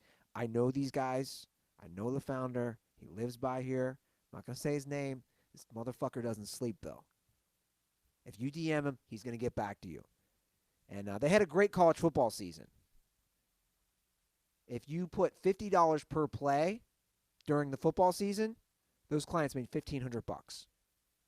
Dude, you made half that last week if you just bet NFL. If you just bet $100 on every NFL pick. Well, I got something even better. You can now join the GTP team for just a fraction of the original price. From now until Friday, Dirtballs, every GTP picks recommendation for the entire college football bowl season is just $49.99. Wow. Yeah. Simply visit Pretty great. Yeah. Simply visit GTP Picks. It's a lot of bowl games. Ton of bowl games. So go visit GTP Picks to unlock this limited time offer. The Rose Bowl, the Orange Bowl, the Cotton Bowl, the CarQuest Bowl, the Fiesta Bowl. the Sun Bowl. name bowl games. Alamo Bowl. Alamo Bowl, the In-N-Out Burger Bowl, Holiday Bowl. my favorite bowl probably. Yeah. Citrus. O.J. Simpson didn't do it bowl. That's the new one. I'm not sure it's going to last. Sponsored by his Twitter feed. Yeah. It's pretty remarkable. So go visit gtppicks.com for this great offer. $49.99. If you like making money while watching sports, investing with GTP Picks. $49.99 for every bowl game is literally free money. Yeah. And the proof is in the pudding, right? They gave me a break on my NFL subscription, so I'm going to pay for the bowl picks myself. I'm going to do it. I'm going to use some of that money I made last week. Well, good for you, Joe. I should check in with them before I make these picks every should. week. But our lines are always off by fucking 3 points, so. Yeah, because we do the line so early, and obviously this is Wednesday night. Okay. Taking some notes. Oh, so Joe came prepared today. The Texans travel to Tampa, where they are 3-point favorites. Jameis Winston on a streak here. I believe Sorry, Tampa and Texans. You're looking Of up the course. current line, aren't you? No. I'm not a Tug Coker look ahead line guy. I was like, don't do that because that's not healthy for the show. Look ahead, guy. Okay, the Bucks are 3-point dogs at home. The Bucks have won on a good little winning streak. The Bucks are 7-7. I believe they started 2-5, so they've won 5 of their last. Here's the deal. No way in shape and form, no way in hell can I go against Deshaun Watson, against Jameis. Texans win and cover. I'm with you. I think that the Texans win last week was like here's what I'm going to say about the Texans and the AFC South in general. I know Aaron has the Titans as the best team in the NFL. Hot take. The Colts are now done. The Colts have been eliminated. Are we going to talk about that at all? I believe so. We'll save that for when we get to the Colts game. But the Texans have put themselves in a fantastic position, obviously, to win the AFC. I think they basically won it. They basically, if they were to lose this game and then they would lose to the Titans. That's the only way how. Right. Because they could still lose to the Titans and still win the division. If they win this game. Correct. Which I think they do. That is why. Because I think that they don't want to have to face the Titans for the division. I think the Titans win out, make the playoffs. But I think that they don't want to put themselves in that position. And Texans win and cover. And we can't have Jameis having a winning record this year. We just can't have that. 8-8 for Jameis, right? Hey, God, that's good. That's a huge upgrade. That's good for him. Yeah. Okay, the Bills travel to New England, where they are 6.5-point dogs, coming off their Sunday night win. I'm sorry, Pats fans. Do your job. I'm not feeling it, and I'm not feeling the Pats right now, especially at 6.5. The first game, I was actually in Las Vegas with my friend, Tug Coker. We watched the game. Now, I think the Patriots might have covered. I don't remember what the spread was. They couldn't score points, though. I think this is one of those, how is this 6.5? Yeah. I got to take the Bills. So, God. So, for me, this is tough for a couple reasons. One, I agree with you. I think this game is closer than 6.5. Two, on the flip side, I go Pats because Bills are in. Bills got to be stoked just to be in. This could be a Bills are in letdown game. Ooh, good point. Right?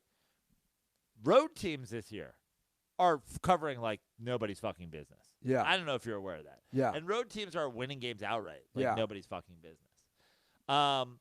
Twerks, here's what I'm going to ask you to do. I'm going to ask you to put me down for the Pats. I'm going to ask you to highlight it in some color other than red, blue, or green so that I can come back to it if I need after I look at my board I after. don't think that's in the bylaws here. You just What do you mean? I can't come back to it? we don't really do that, Joe. Well, we go through the whole things, and then we go ball control offense, and I've only got one different pick from you the whole week. I've got to take the fucking. Okay. If I have 12 different picks, I'm not super confident about that one, but I'm going to get in my different picks early. I might come back and change it. I didn't come back and change it last week, and you fucking saved yourself a game. You son of a bitch. Yeah.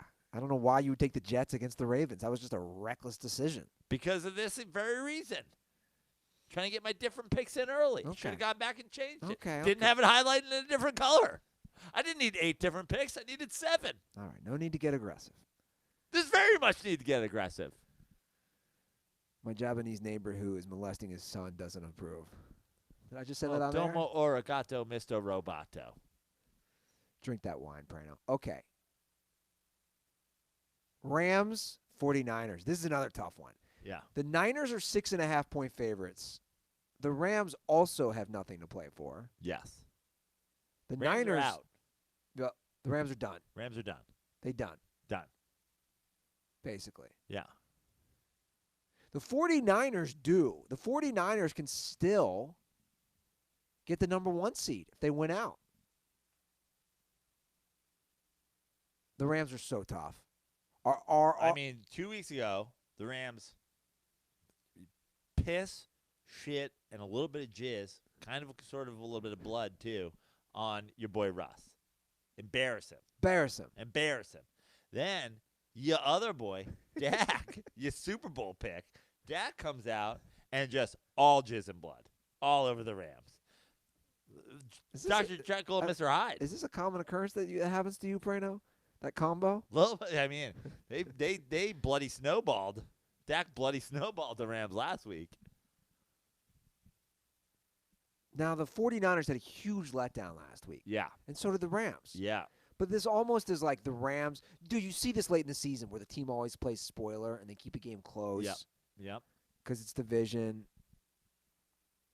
That could be, potential bounce back game for the Niners, potential spoiler for the Rams.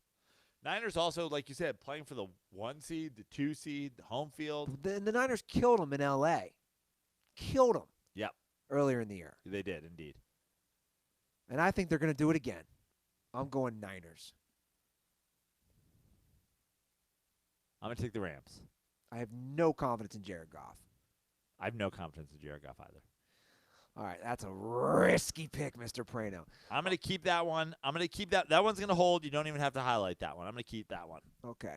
Jags, Falcons. Minshew Mania. You thought it was dead, people. They were down 16-3 to my boy, Twerk's final home game for the Raiders. 2 comeback drives. They win. And I went to Twerks last week on this one. I asked him what was going to happen. He said the Raiders were going to cover. The Raiders didn't cover against Minshew Mania, a gross game, like a game where you fire one team's president and the other team fucking gets bottles and shit thrown on the field and never goes back to their stadium. It was the definition of a loser go home bowl. I think there's still 5,000 people in Oakland sitting in that stadium, actually. Like, Twerks, get on mic here. Take me through I guess Fresno's Central California, correct? Yeah. Uh-huh. Yeah. They don't consider that Northern California. No. Is Northern California like San Francisco and above? Like, I would say San Jose and above. Okay. Yeah. How do you feel about that being the end of the Raiders in Oakland? And I don't think we've talked about it in general. How do you feel about the Raiders leaving Oakland? Like, you're a California guy. They're going to Vegas. You live in L.A. now. It's closer, kind of. I'm kind of glad they're leaving Oakland. Ooh. Oakland's been shit forever. Yeah, Oakland's a shit. Yeah, dump. Oakland sucks, and the stadium sucks. Everything about it sucks. The people suck. It's like the way the season ended is so fitting for like their last home game there. Like, of course, there's fights. Of course, it ends in fucking pandemonium. I sent a message to my friend who is a Raiders fan, not from Oakland. He came into town. He flew to Oakland just for the game. I sent him a message. I said, Is he alive? yes. I said, I'm sorry that's the way it went down. And he was like, so fitting. Like the most appropriate end Yeah, of the Raiders in Oakland. I agree. Yeah, of course. He's yeah. like, we blew the game. People are fucking fighting. It's disgusting. He's like, People, I love the videos. I'm sure you guys have seen them of people just ripping. It makes me laugh. Ripping seats out of the stadium. Did you see the one video? Did you see this? A guy rips the seat on film and just nobody says anything. Just rips it out and just walks out of the stadium with it. Walks up the steps, just walks. I think the thing I'm most excited for is to no longer have to watch the Raiders play football on a fucking baseball field. I'm so tired of the fucking pitcher's mound See, I'm gonna miss at the that. 50-yard line. I'm so sick of it. The news it's day, only usually for like 2 games a year. but still, Yeah. the Raiders have been the last to do this for so long. I mean, who was the last team to have dual facility? Probably San Francisco. Florida for a long time still did. Miami had like because the Marlins new ballpark's only how many years old? Not that. I not bet it's that old. similar. Yeah, Levi's is only. It was Harbaugh's last year. but Levi's is new, but Candlestick's been around, or AT&T. Oh. The It's a good point. Yeah, Giants ballpark's been around for 12 years. it's a or good whatever. point. I'm not thinking that through. Yeah, I think it was just Miami and Oakland for a long time. Of course. Yeah. Two just ridiculous franchises. Yeah. All the Latinos around both stadiums. Can you guys plant some sod between fucking? Go to Home Depot. Cancel. Cancel. Cancel. Cancel. Cancel. Cancel. Cancel. Canceled. Oh, I hit my mic When on we my cancel, tooth. hey, can people cancel us if we cancel ourselves? No, I don't think so. I Right? don't think so. They're like, we were about to cancel them, but then they cancel themselves. Yeah. I just see Lauren Michaels like, well, I was going to put him on SNL, and he canceled himself, so I think I'm going to have him anyway. Popcorn is delicious. I have a new Praino impersonation. Lauren Michaels. With all that I being mean, we are going to have Eddie Murphy host, so, with all that being first said, track on his album's Faggots, so, canceled. I like how they do that, canceled. with all that being said, I want to just, so I don't get canceled for canceling myself. That was a deep cancel. I wanted to make it very clear. If you go on right now don't say the word, but again, but yeah, and look up the first track on Eddie Murphy's album. you're saying he's dropping that a lot. Yeah. No, that's the title of the track. That's the title of the track. If you go on Apple Music right now and you look up the Eddie Murphy album, the track number 1. Is the F-bomb. Yeah. Not the F-bomb, but yeah. Not that F-bomb, but the other F-bomb. The one that is maggot but starts with an F. Yeah, the one I just said 3 seconds ago. Wow. That's the first title. Yes. 1982, Eddie Murphy. Pop. It's got a star, by the way. They don't black it out or anything. Can you see that? Can they see that? Yeah, they can see it now. I showed it on YouTube. It's funny. YouTube. I'm just saying Eddie Murphy's hosting this weekend. Yeah, it's Yeah, maybe we shouldn't cancel him after. well, it just shows the hypocrisy of cancel culture. Canceled. It- Cancel culture. Canceled. We canceled you. yeah, don't get me started.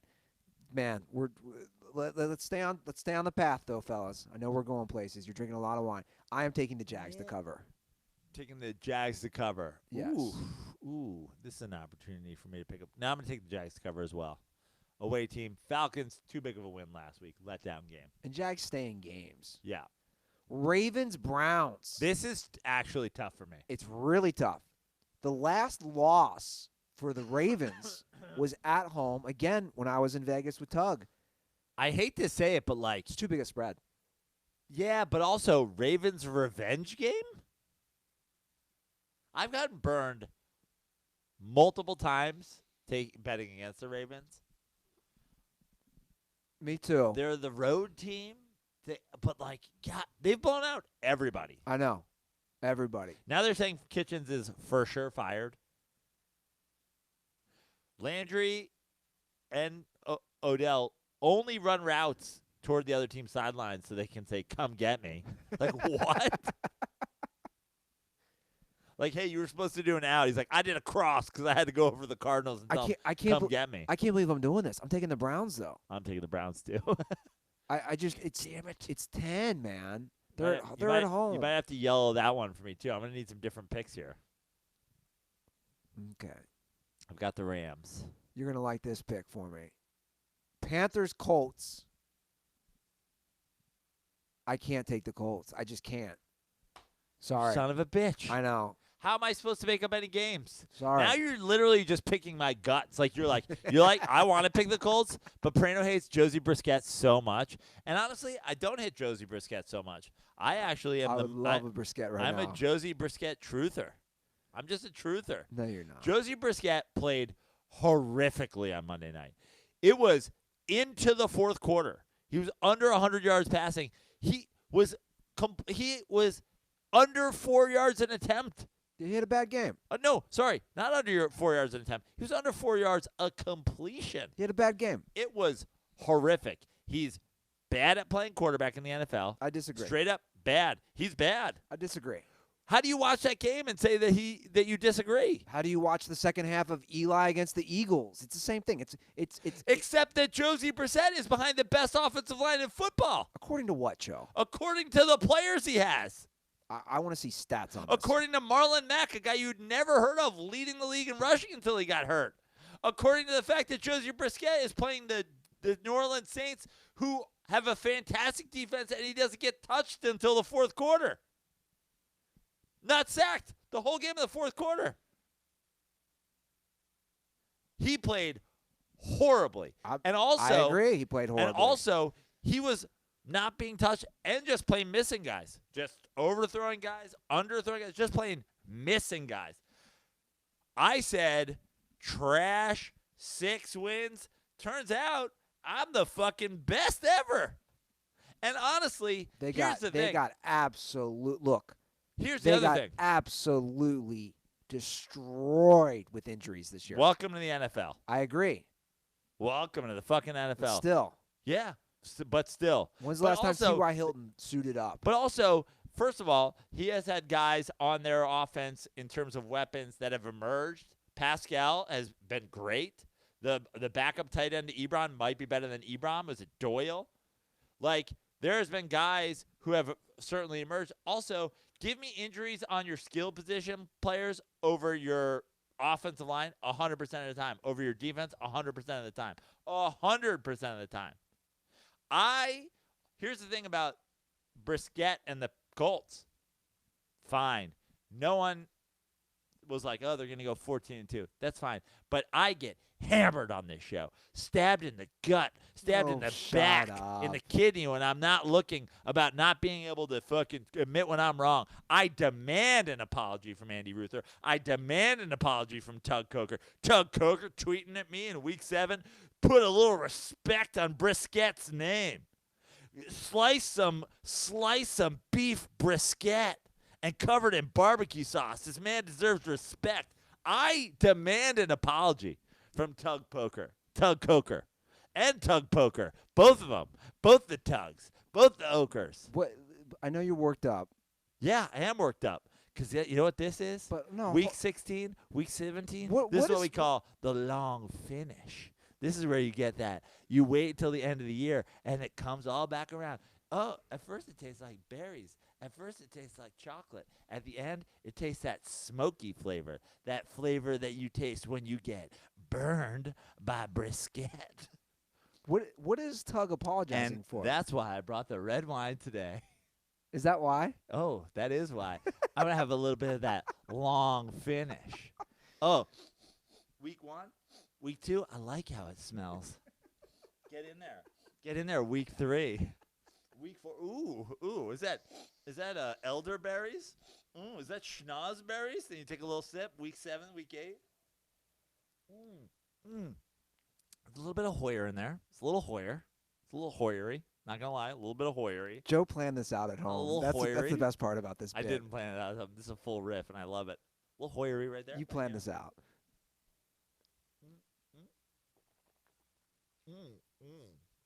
Getting a little, it's a little rotten. It's a little rotten. Ooh, it's week 12. Oh, okay. It's rancid. This is terrible. There's no long finish. I'm putting this down. This is a rancid glass of wine, and I demand an apology. I don't just demand an apology on this show the next time there's a guest co-host. I demand there's an apology on the long finish. I want a multi-podcast apology. Well, I'll let you guys handle it because I'm still not sure what he's apologizing for. I also demand an apology for you. What am I apologizing Who for? are like, Praino, they're going to go fucking 13-3. How are you going to feel then? Joe, What are I you going never to say said to that. all the people? I never said that. I never said that. Think you're going to make the playoffs?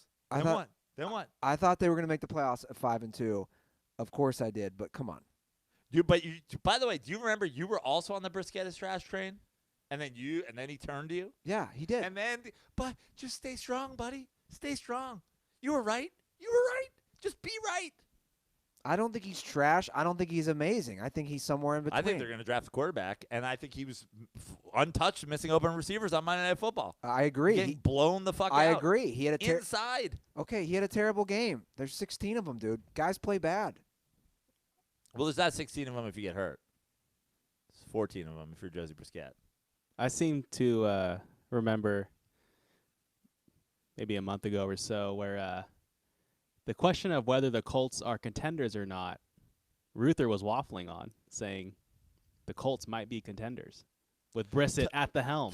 I asked Tug if they were his Super Bowl pick, and he goes, we'll have to wait until December. I make my picks in Week 17. I was like, this is offensive. This is offensive. It's fine, Joe. We don't agree. We don't agree on what? You think that he should have been extended for $19 million a year? No, we don't agree on his status right now. Like, he's not the greatest quarterback. He's also not the worst. Okay. If you're Frank Reich, is he your starting quarterback going next year? You're in on Brissett? Are you signing other quarterbacks? Are you drafting other quarterbacks? A lot of scenarios. Who's available? You'll know the guys who are available. You know the guys who are available. Here's some guys who are available. Phillip Rivers, Eli Manning, Tom Brady. Definitely no on Eli. I mean, But Phillip Rivers, you're still in on. I mean, just be an Eli Tater at this point. Just be one. No, and not even Phillip. Joe, it's like we got a young guy. I think he has potential. Those guys are at the end of their So career. you're Frank Reich. You go into next year like if it's Brissett, it's Brissett. Like we'll just have to do it. I'd give him another year. Twerks? Absolutely not again. Thank you. I'm saying Twerks. absolutely not again to one of Ruther's takes. Okay, whatever. It's fucking Aaron who doesn't eat pizza correctly. You can have him on your side.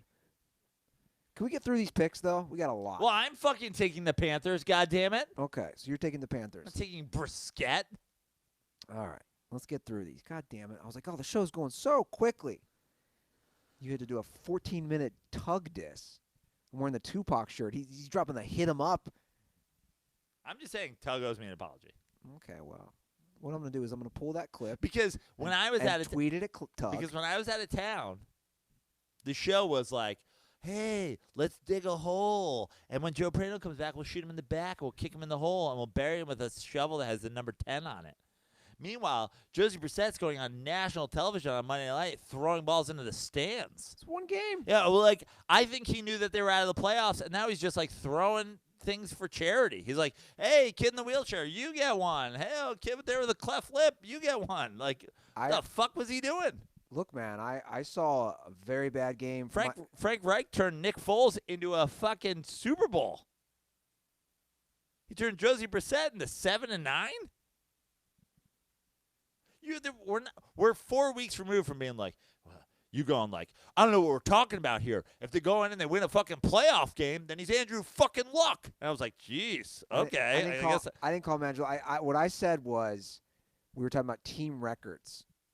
I know you're big on this. I'm right, you're wrong shit. But, I'm not playing that game right now. I'm just not playing it. No, I'm right. You're wrong. No. You were right, then you bailed. You jumped on. You jumped onto the Chianti train with fucking Tug Coker. You're like, hey, now we're talking, bro. And I was like, all right, you guys talk all you want. Moving on. Bengals, Dolphins. Not moving on to the playoffs, the Indianapolis Colts and Josie Brissett. Moving on to the next game. In Miami, the Dolphins are 1-point favorite. This is a fun one. This is where you get a point because you're just going to pick different because it's basically a good push game. Did the Bengals win a second game? I'm going to say no. Dolphins. Oh, yeah, I'm taking the Bengals. I was like, fuck, did he fuck me? Yeah, I'm taking the Bengals. Yeah, I knew you'd take the opposite in that one. All right, Jets, Steelers. Devlin Duck Hodges is starting again. The Steelers are 3-point road favorites. The Jets have looked bad lately. So has the Steelers quarterbacks. The Steelers D is still the Steelers D. Yeah.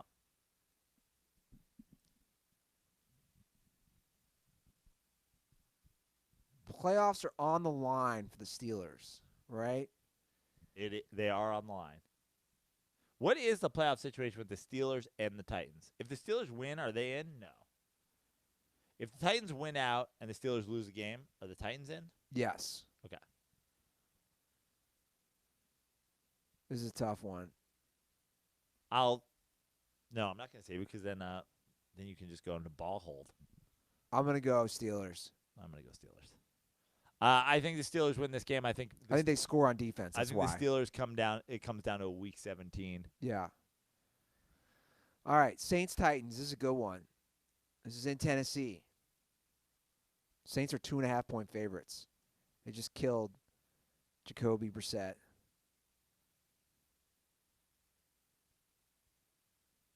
I'll tell you what, man, and this is what I wanted to have. We've just gone such a long show. I want to discuss. Fucking A, Praino. You get to go on so many goddamn rants because I wanted to discuss Drew Brees. Let's discuss Drew Brees. What? Where are you going after this? I was supposed to go to a party after this. I've already given up on that. There will be no long finish. There'll be a short finish after this podcast. Drinking wine. I'm bugging out. I'm going home. This is what I wanted to bring up. Drew Brees is now the all-time touchdown passing leader. He's the all-time yards leader. Obviously, him and Brady are going to battle out the touchdown thing for a minute. But they're not really, right? Because Brees is ahead of Brady. By 2. Brees looks like he's going to play longer than Brady. Unless Brees wins the Super Bowl and walks off into the sunset. Brees is still playing at a very high level. I agree. Now, Brady isn't. But again, there's so many factors in this. Well, this is what I want to bring up. I don't want to redo our conversation we had when he broke Peyton Manning's all-time passing yards record. We don't have to redo anything. The rankings have not changed for me at all. So why don't you pose whatever questions you do have? Well, this is the question that I did have. Because I saw some people tweeting about this. And I think it is an interesting discussion. As much as I can't stand Twitter idiots, I did see some functional people saying that, do we take anything away from guys who've played so many damn games in the Dome? Take anything away meaning what?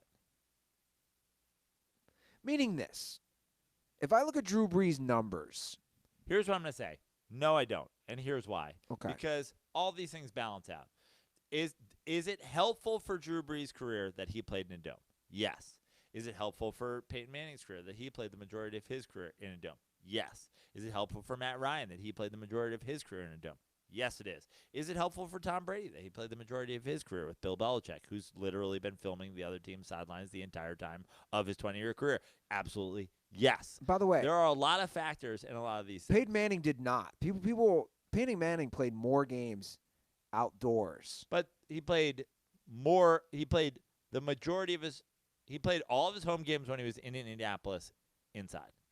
I agree, but here there is a difference. If you look at advanced stats, if we want to go nerd route, Peyton Manning, the drop-off doesn't compare. Okay. I'm just saying. Look, I'm not trying to knock Drew Brees, but if you compare Drew Brees' entire career, he's on average throwing. It's a lot for 60 more yards a game in a dome. Peyton Manning actually throws for more yards outside. Yeah, but that's why I'm saying It's like, one stat. But do I take anything away from Drew Brees' career? No, I don't. Here's the other thing. Drew Brees is undefeated, with the exception of the shit play, in the dome in the playoffs. But guess what? That's a crazy stat if he's playing a ton of home playoff games, which he's not. Like, there were a lot of years where the Saints were like, meh, they're a wild card He had a game. lot of They're- 7 and 9. Yeah. So what I take away from Drew, what I hold against Drew Brees' career is he is a one-time Super Bowl champ. I'm sorry, but he's played this long. So is Aaron Rodgers. Yeah, I know. And that will be something that is absolutely factored in Aaron Rodgers' career. But Drew Brees, starting when he did, playing in San Diego and playing in New Orleans, he's had the opportunities. Yes, he got screwed last year. No one is denying that. But, like, Peyton Manning got it done twice. He also made 4 Super Bowls. He's 2-2 in Super Bowls. That, like, he made it 4 times. What does Peyton have? 8 or 9 one and dones though? He made 4 Super Bowls. He's played in 4 Super Bowls. Okay, so let me ask you this. It's hard to make the Super Bowl. I agree. We were just talking about this last episode, by the way. Shout out to Jesse Stanga, who shared the stat with us. 0 times the league's leader in the league's leading passer for passing yards has won the Super Bowl. 0. Yeah. Also, at the time, Tom Brady that year made it. And so 5 times in history, the league's leading passer in yards has lost the Super Bowl. But what year are we in the Super Bowl? This is year 53? 54? Yeah. 54? 53 or 54. So in 108, 54. let's call it 106, not including this year, 106 Super Bowls. 5 times the league's leading passer has made it to the game. This is not what you want in your quarterback. So you don't have Brees in your top 5? Because last time I checked, last year in no order, your top 5 all-time quarterbacks was Montana, Brady, Rodgers, Peyton Manning, John Elway. No, Joe Montana.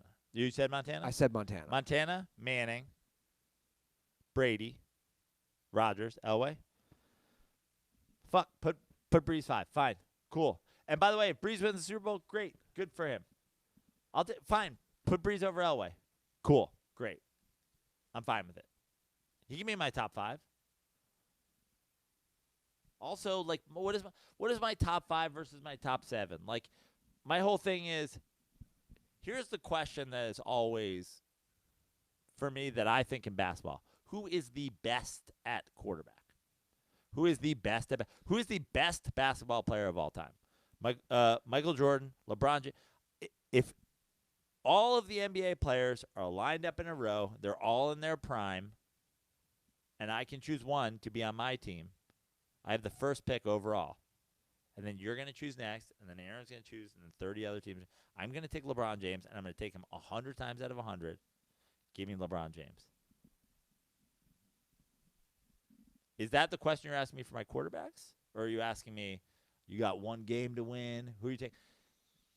If you have one game to win, and you don't take Joe Montana, you are on drugs. Look at what the dude did in Super Bowls.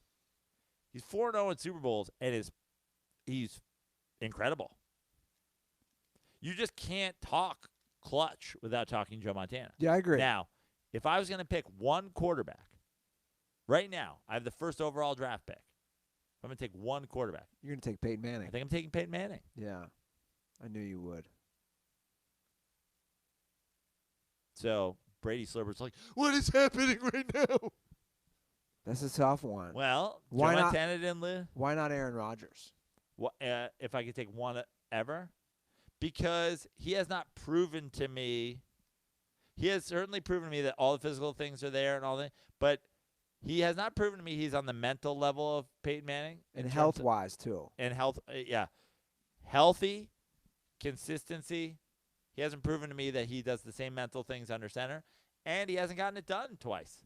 Peyton Manning did, and a lot of people hold it against Peyton Manning. And a lot of people hoist Tom Brady up because he did it with Belichick.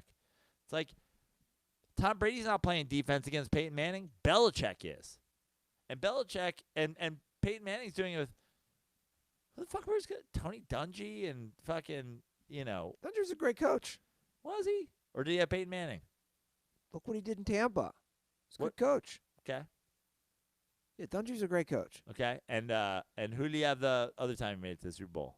Jim Caldwell, Is he a great coach? GOAT. And who's the guy who got run out of Texans and then won a Super Bowl and fucking Gary Kubiak? Gary Kubiak sounds like a fucking candy bar. I would love that, and I'm kind of hungry. Okay. Saints, Titans. We've not made our pick. So much on the line here So much on the line. for both teams. Yeah. This is kind of a wild game. And it's in Tennessee.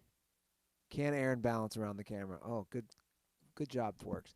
I am going to say Titans win. Wow. Wow. Upset pick of the week. Wow. This is tough because I like Titans in this game too, but I don't like them a ton. I think I'm going to take the Saints to fade you, Ruther. You're taking the Saints, huh? You confident in that pick, Praino? No, not at all. Not at all.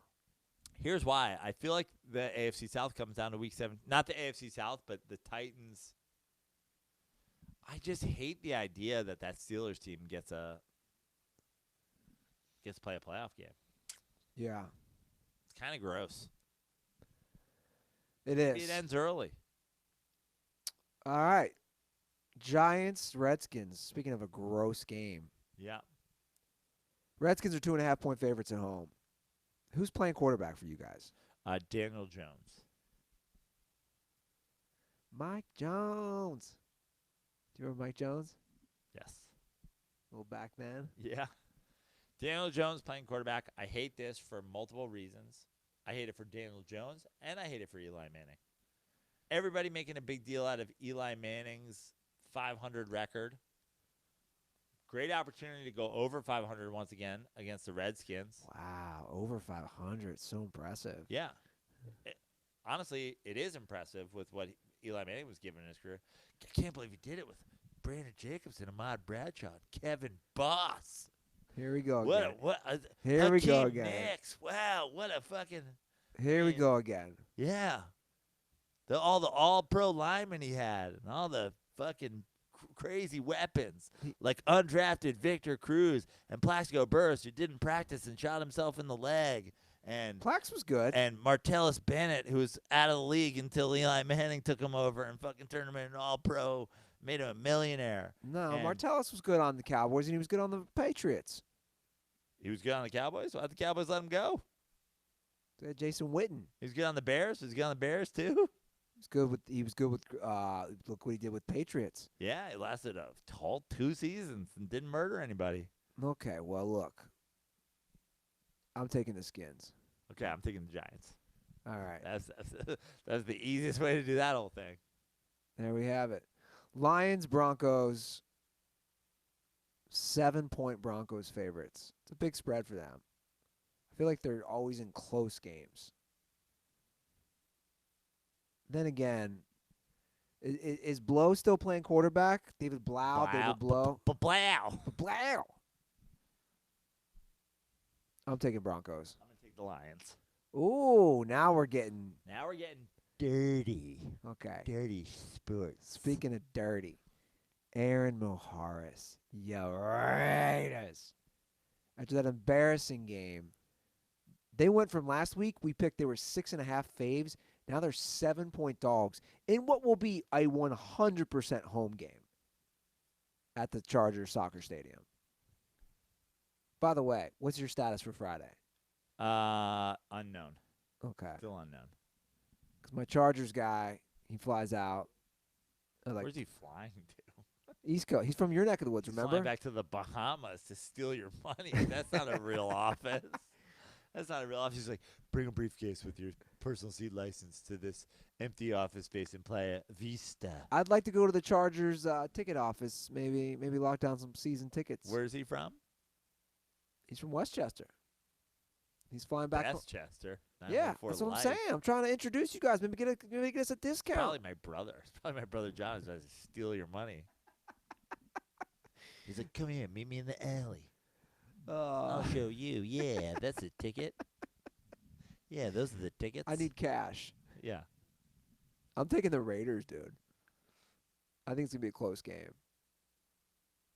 Oh, Chargers 7-point favorite. Yeah, I'm gonna take the Raiders too. I was like, what am I looking? I was like, you're taking the Raiders to cover 7? It's gonna be a home game, man. Yeah. Cowboys are 2.5-point favorites at Eagles. Can't wait to see what you pick for this Now one. you know who I'm taking. Taking the boys. Hold up. We them boys. They're gonna win their division this week and march right to the Super Bowl.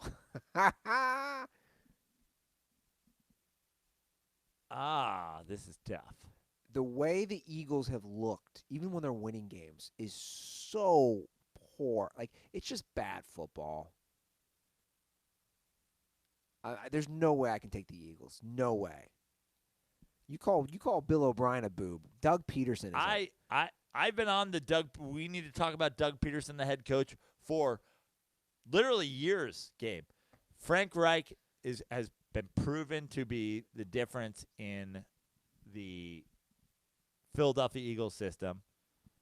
Doug Peterson, but I'm not going to make too big of a deal out of it because I want Doug Peterson to get fired. So I don't want to make a big deal out of it because then he will get fired. I should say I don't want him to get fired. I'm going to take the Cowboys too. Okay. By the way, Torx is pointing to a comment. He was scared to ask it because he knew I didn't want to open up this stupid Eli thing again. From Stanga, he says, ask if the Giants would have won the NFC East this year if Eli started every game. It's questionable. I mean, here's the thing. Are you serious? Troll or moron? What was your prediction for the Giants this year? What did you predict the Giants would do this year? I went on a limb as like they're going to win 8 games. So did I. What's the winner of the NFC East going to win? How many games? 9. Maybe. You're out of your mind, dude. I mean, you suffer from Eli derangement syndrome. You have absolutely nothing to base any of this on. You just don't like the guy, and you don't like the guy because I love the guy. And it's fine. You can be a troll, but he's come in and he's played well for the New York Giants in the last 2 games. He's played well. He's put them in games against a team on Monday night against the Eagles in the rain where he fucking dominated the first half, and then Pat Shermer got absolutely fucking grossed out in the second half where they literally ran I don't know what in the second half. Then they dominated the Dolphins last week with him. Wow. They dominated the Dolphins. Imagine if your Colts team could dominate the Dolphins. You wouldn't owe me an apology. Jacoby wasn't playing that game. I know. It's almost like you want your quarterback to play.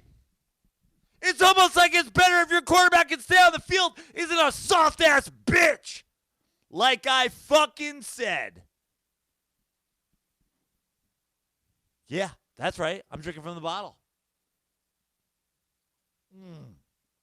The longest finish.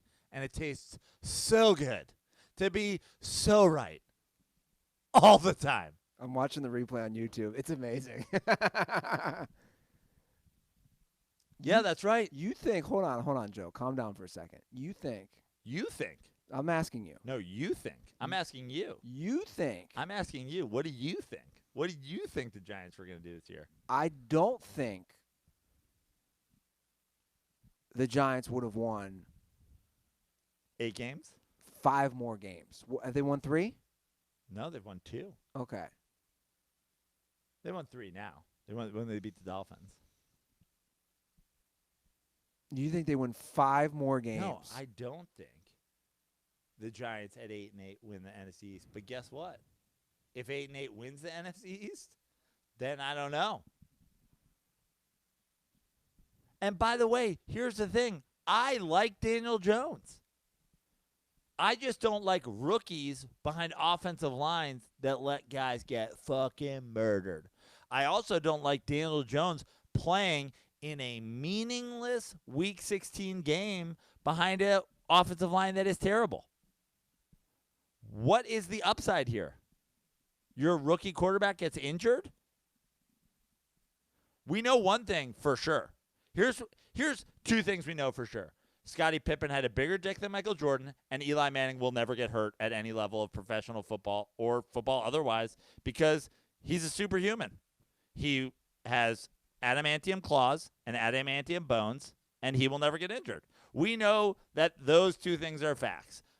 Scottie Pippen's dick, bigger than Michael Jordan. Eli Manning will never get injured. Those things we know. These are facts.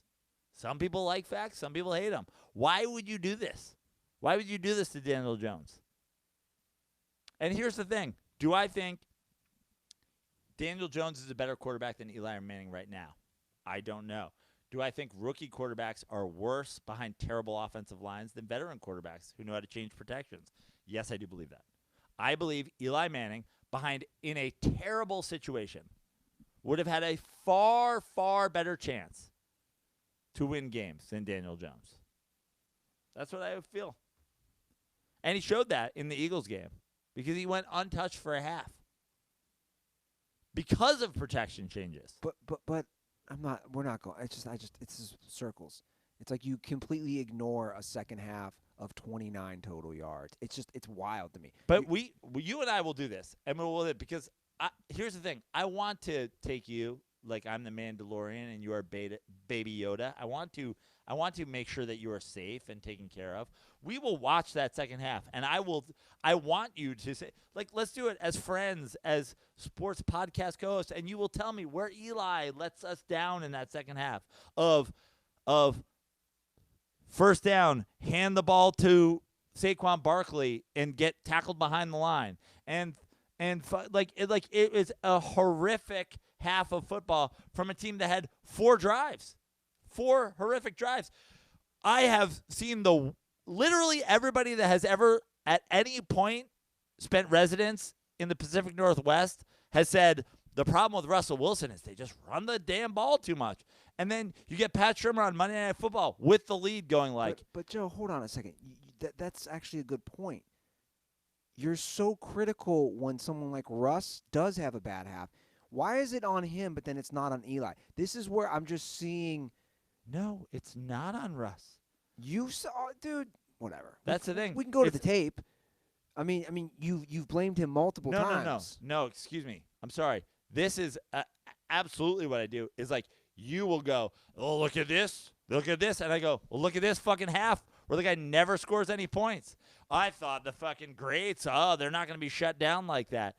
Russell Wilson absolutely is in a situation where his coach and his offense coordinator run the ball on first and second down and put him in his position sometimes where he has to do it. But the reason he does that is because Russell Wilson's, like, literally, the reason Russell Wilson is a Pro Bowl quarterback is because he excels throwing the ball downfield in play action. How do you set up play action? By running the ball. You can't have it both ways.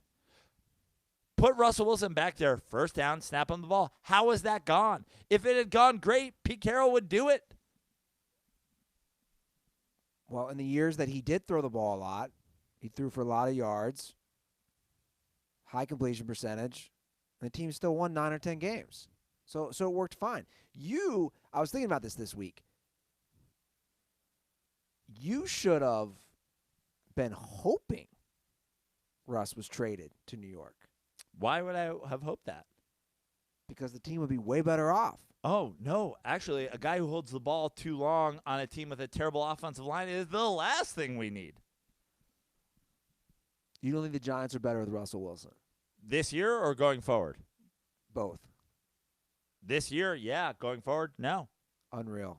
Unreal. How old is Russell Wilson? How long do I want Russell Wilson for? The guy learned to get rid of the ball early this year. By the way, I said that last year. Congratulations for Russell Wilson on year 9 putting it together. He's the only quarterback in NFL history that's never had a losing season in his first 8 years. Oh, my God. And Mike Tomlin's the only coach in the history of the NFL who's never had a losing season. Is he make the playoffs with Duck Hodges? Taking him over fucking the great coaches in the league this year? Going forward. Mike Tomlin's had a great year coaching. Great. Going forward, Mike Tomlin, you're a coach? You're a guy? You want him or McVay? Tomlin or McVay? Right now. Go. That's a tough question.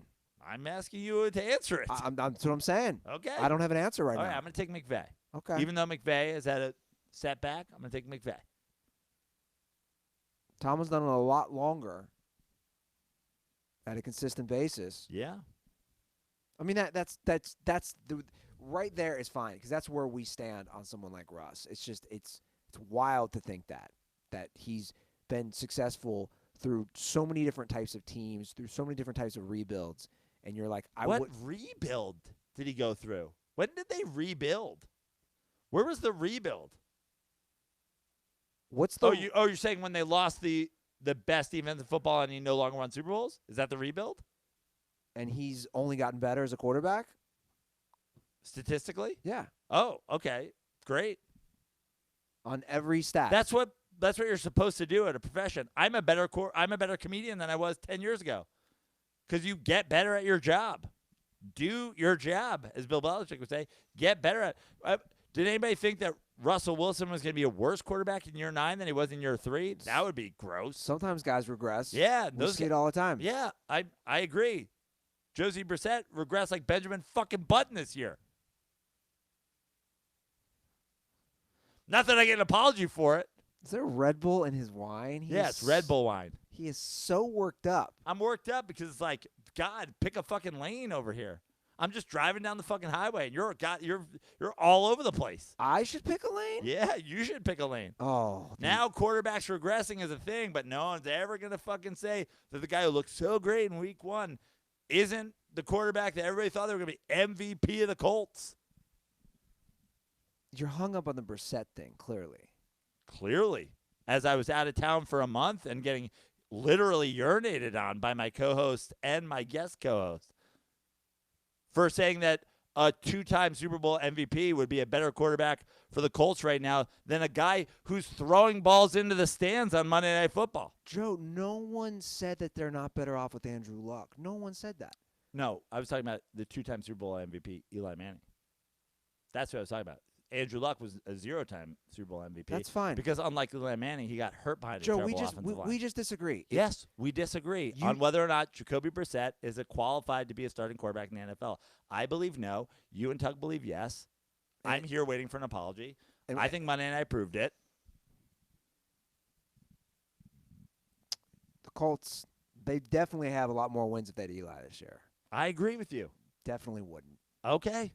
That's the difference between me knowing how great quarterbacks play behind great offensive line and you watching a guy who won 4 games coming into this year, look good behind an offensive line, and then you jumped on his fucking face and started jizzing on him, and we're like, are they contenders? I don't know. Are they? Aren't they? And I said, there's a 0% chance that they're contenders because their quarterback isn't good.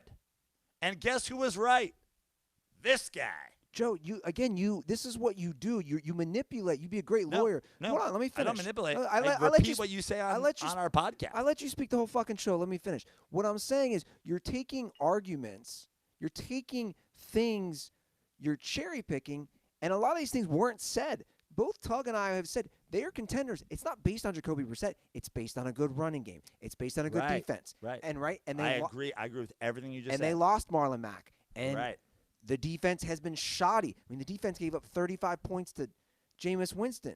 So it's those things, man. Yes, it's I've never been So like I have said that they were not contenders the whole time, and I said that because of their quarterback. And it turns out that they are not contenders. So I was right. And whether or not you were willing to say that they were or they weren't, even being on the fence, is wrong. Because they are not contenders. Because they've been eliminated from playoff contention. So they cannot contend for a title. So if you believed the Colts were contenders, you are wrong. If somebody said that they are 100% not, they would be proven correct. if someone said at the time they're Well, at playing the like time, contenders. That means I was just correct earlier. Bro, you're out of your mind tonight. Cardinals Seahawks. We're at 210 here. This is 9.5. It's too big of a spread for me. I don't think the Seahawks they're not beating teams up. So I'm taking this. I'm also taking the Cardinals. All right, 2 more games. Chiefs, Bears. Ooh, this is an interesting spread. 6-point Chiefs favorites in Chicago.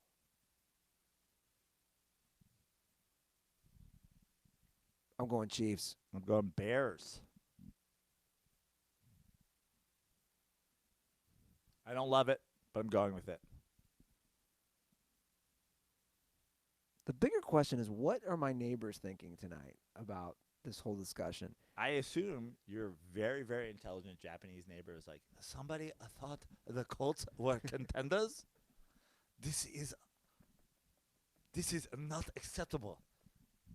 I must know who thought Jacoby Brissett will win a Super Bowl.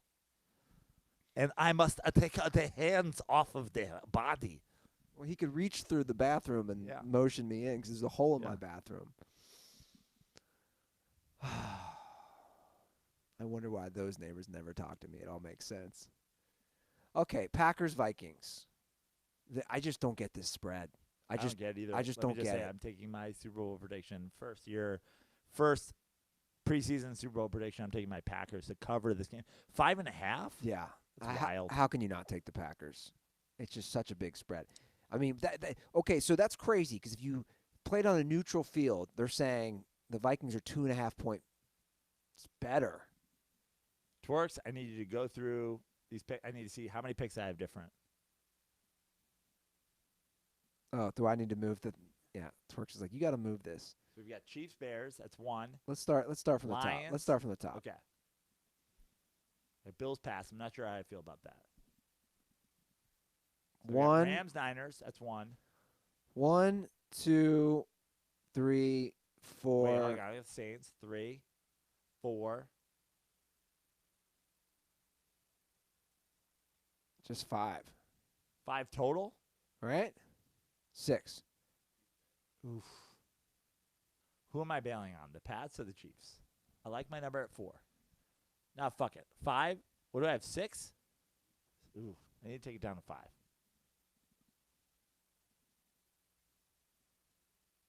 God, this is tough. All right. Make your pick, bro.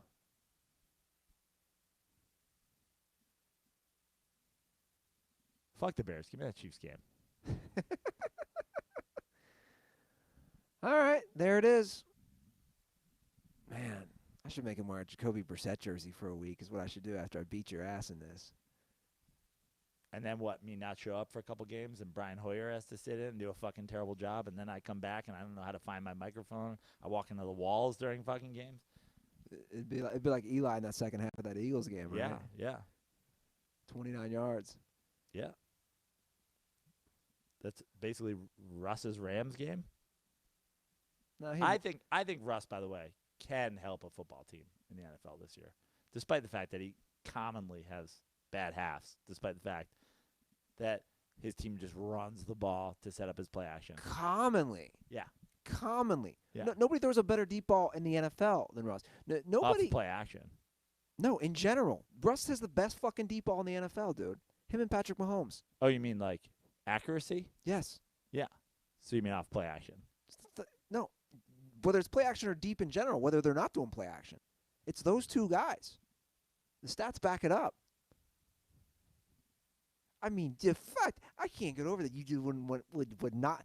That blew my mind. That you would not want Russ moving forward. Well, Russell Wilson is how old? But no, let's say they How don't old draft. is Russell Wilson? Let's say they don't draft Daniel Jones. Oh, so do I want Russell Wilson or 38-year-old Eli Manning? Is that your question? Yeah, I'll take Russell Wilson. Or let's say they do. Let's say Daniel Jones. Yeah. How old is Russ? What's Russ? 30? I'm gonna guess he's 30. So Russ is 30, so I get Russ for 2 years. I get 32-year-old Russ if the Giants figure out their offensive line the next 2 years. He's 31. I will take door number 2. Behind door number 1, you have Russell Wilson. Behind door number 2, you don't know what yet. This is like, let's make a deal. It could be a donkey taking a shit on some hay. I'm going to take door number 2.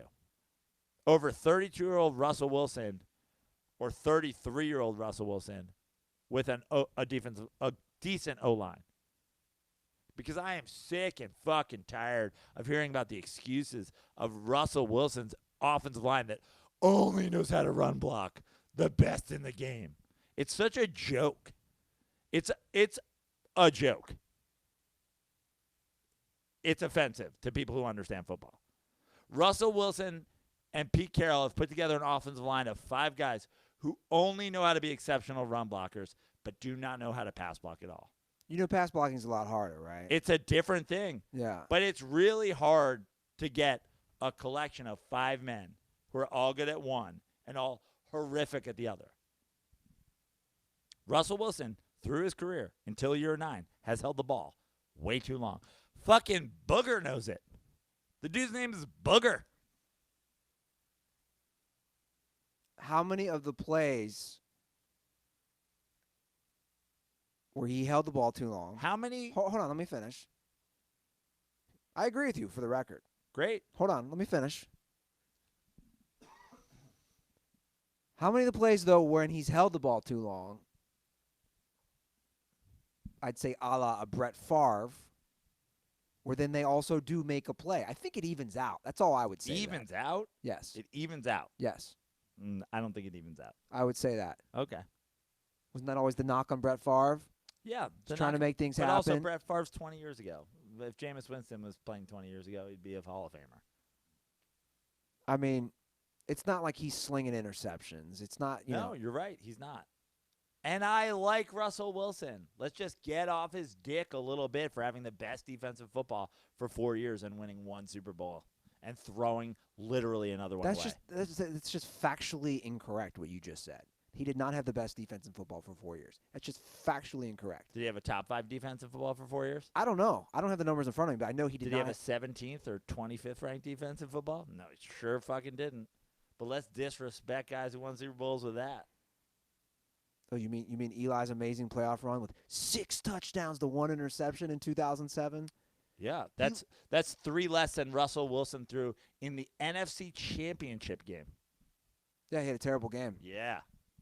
But he's clutch as shit. Beat the fucking Dallas Cowboys last year, bro.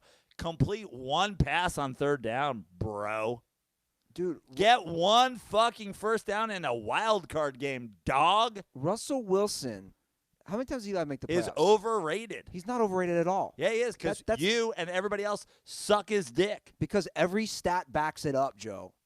Now you're going to get me worked up. Every stat, literally every stat through 8 years backs it up. Who's better, Matt Ryan or Russell Wilson?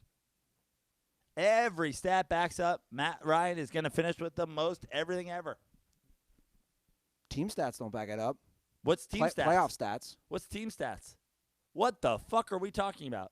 Now we're talking about team stats? Russell Wilson has a Super Bowl when he didn't play that great.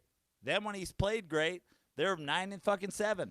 I bet Russ's Super Bowl wins numbers are very comparable to Eli's MVP numbers. Great. If we want to talk that game.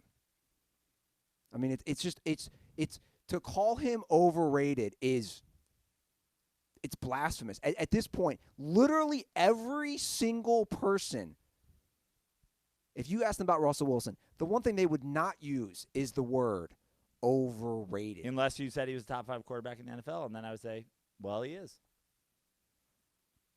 I mean, it's wild. He's gonna Literally finish. last week you said to me, "Oh, now you care what the media says? Oh, now you give a shit if you're Mr. Fucking I don't care about the media." I said every person. That includes players. That includes Oh, anybody. so now we're talking the media and Twitter. Now we've got the media and Twitter involved. No, I'm saying anybody. Nice. I'm saying anybody, Joe. I'm saying players, Twitter. Like the thought to call Russell Wilson what he's done overrated. It's comical. I called Cam overrated. Cam won an MVP. Yeah, here I am. He wasn't overrated when he won an MVP, and I underrated him, and he won an MVP. I mean, it's wild, dude. Eli caught lightning in a bottle for 2 playoff runs. No, 2 playoff runs. That's not true, though. That's not true. Here's the thing that you don't understand is, like, when you get a good team and you win the Super Bowl, you're a good fucking quarterback. Turns out, when you don't win the Super Bowl with trash teams, doesn't make you a trash quarterback. So we're just going to... So is Aaron Rodgers overrated? Eli Manning has twice as many Super Bowls. Eli Manning has as many Super Bowls as Aaron Rodgers and Russell Wilson combined. Eli Manning... He's got less Super Bowl losses than both of them combined. Eli Manning literally never won a playoff game outside of those 2 Super Bowl runs. And that includes 2... How many teams? 12-4 team, 11-5 team, 11-5 team. This notion that he just played on terrible teams. Dude, you're one and done with a 12-4 team. Which 12-4 team was that? The year after the Super Bowl? Was that the year after the Super Bowl and then went 8-0 and Plaxico Burress shot himself in the leg in Week 9? Is that the one you're talking about? Yeah. That's the 12-4 team. Oh, okay. Because I was told Eli's fault. I was told that Russell Wilson has no weapons and Jacoby Brissett can't fucking throw it to anybody but T.Y. Hilton. If T.Y. Hilton's not on the team, how dare you criticize Jacoby Brissett? How dare you? He did not have Eric Ebron. Did you know that? He did not have Eric Ebron this week. I just want to say that before you criticize the fact that he threw the ball in the stands, he did not have Eric Ebron. He did not have Eric Ebron. He did have Marlon Mack. He didn't have fucking Brandon Jacobs. But he didn't have Eric Ebron, and we need to talk about that. We're going to talk about fucking all the guys that have gone on and been great weapons ever. The amount of wide receivers that literally hate Russell Wilson for being disrespected because they play with him, and people go, Golden Tate, trash. Doug Baldwin, trash. Tyler Lockett, trash. Everybody, trash. Jimmy Graham, trash. Everybody's trash. Everybody that's ever played with Russell Wilson is a trash receiver. Everybody. According to who? According to no weapons, Russell Wilson. No one ever had Russell Wilson never had weapons. Never had weapons. He just had the guy who Drew Brees gave 30 touchdowns a year, and Jimmy Graham. Then he got to Seattle, and he fucking stunk. Stunk. I mean, I can pull up the old audio of what you said Jimmy Graham was going to do in Green Bay and has done nothing. Yeah. We can pull that up. Yeah, we can pull that up. Because I was like, well, the guy's fucking good, and now he's with trash bag fucking Russell Wilson who refuses to throw the ball to tight ends. It's unreal. What's unreal? Saying a guy's a great quarterback and he's not top 5 because he hasn't won shit unless he has the single best defense the decade's ever seen? Again, factually incorrect. Okay. He literally is on pace to win the most games or be right there after 8 seasons. Like it's just like the consistency of Russell Wilson is what makes him such a good player. He's consistent. His team is consistent. He gets them to play better. He's consistent himself. It's just offensive. And to be honest, I'm not going to do this anymore. I'm done. Dude, the disrespect for him. You want to talk about Eli disrespected? Whatever. The disrespect for I love that you go, whatever. The disrespect, whatever. Okay. Well, when Russell Wilson wins as many Super Bowls as Eli Manning, you can come with the whatever. But until then, suck my dick. Get a first down in a wild card game against the fucking Dallas Cowboys. Get a first down on third down. I think he did. Third down conversions last year. Over. I bet you're wrong on that. Yep. You want to look it up? Maybe we Third should. down conversions. Russell Wilson last year. Dallas Cowboy playoff game. Twerks. Give it to me. Go for it. Over. Andrew Luck last year dominated the Texans on third down. And we Cool. were talking about Cool. We're comparing two teams Well, because we were- they're in the state of Texas. no, we're comparing one guy that you called the top 5 quarterback last year and one guy that you didn't. That's what we're comparing. Who's playing this year? Okay, great. Who's been consistently on the field? Who's never missed a game? Eli Manning in his career ever. So Andrew Luck, who would consistently missed games, so I said, yeah, I'm not going to put him top 5 because he's missing too many games. It's unreal. All right, so last year's playoff game, the Seahawks were 2 of 13 on third down. Oh, so Joe's Yep. wrong. And Joe's no, wrong. Actually, it's not. You want to go play by play? They ran for 2 first downs. They ran for 2. He was 0 for 8 passing the ball Well, on no, third down. you just said that they never got a first down. No, I said Russell Wilson never got a first down on third down conversion. That's what I said. Because, god damn, I'm not about to fucking criticize the Seattle Seahawks running game. They built a consistent winning program on running the ball and playing defense. Nothing to do with Russ. It has a lot to do with Russ. It has a lot to do with Russell Wilson. Great, you need a good quarterback. Russ Wilson's a great quarterback. Now stop sucking his dick. I'm not sucking his dick. No, you are sucking his dick. I'm appropriately sucking a guy's dick who's been Okay, amazing. If you think so. Well, again, every I every would number like would a back it up. quarterback that has a fucking defense that dominates and then wins the Super Bowl. Honestly, No, you I'll, wanna- ta- Joe, I'll you take wanna- a guy you who wanna- wins the Super Bowl with a 17th ranked defense You want and the a 25th ranked defense. you want a quarterback and that doesn't throw picks on the 1 yard line you want a quarterback that in the has Super Bowl one and amazing doesn't get sacked fucking ever. You want a quarterback that has one amazing Super Bowl run. That's what you want. One, 2011 was his great Super Bowl run. and you want a quarterback who has no amazing Super Bowl runs? Hey, I'll take one. I will. No. Well, you should. Are you waiting for it? But what I won't do is I'm not going to sit there and just ignore years of one and dones. Years. This isn't about Russ versus Eli, but this is about Eli. Years of Judge teams by what they have. Are you judging LeBron James because he didn't win a fucking championship before he left the Cavs? Their teams were trash. The Giants teams, spoiler, won the Super Bowl when they weren't that fucking good. Can you name 7 players on a Giants Super Bowl team? which team? Either of them. Probably. 7? Can Maybe. you name 7? Maybe. I'm not exactly familiar with the Giants roster. Yeah, and you shouldn't be because none of them are fucking stars. I probably could name 7 people maybe on the Patriots who won 2003 or 2004 against Then the we Eagles. agree. Agree on what? Then we agree. Great coaching, great team play, clutch quarterback, smart quarterback.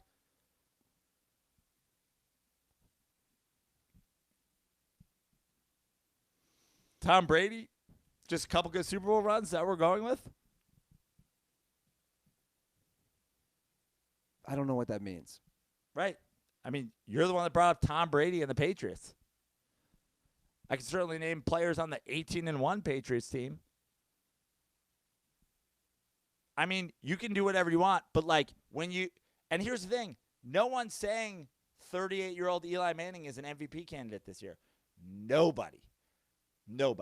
All we're saying, all anybody with a brain is saying is Eli Manning, veteran quarterback who has proven in the last 2 games that he can physically still throw the ball and mentally still adjust the defense, is better than backup quarterbacks on teams that can make the playoffs.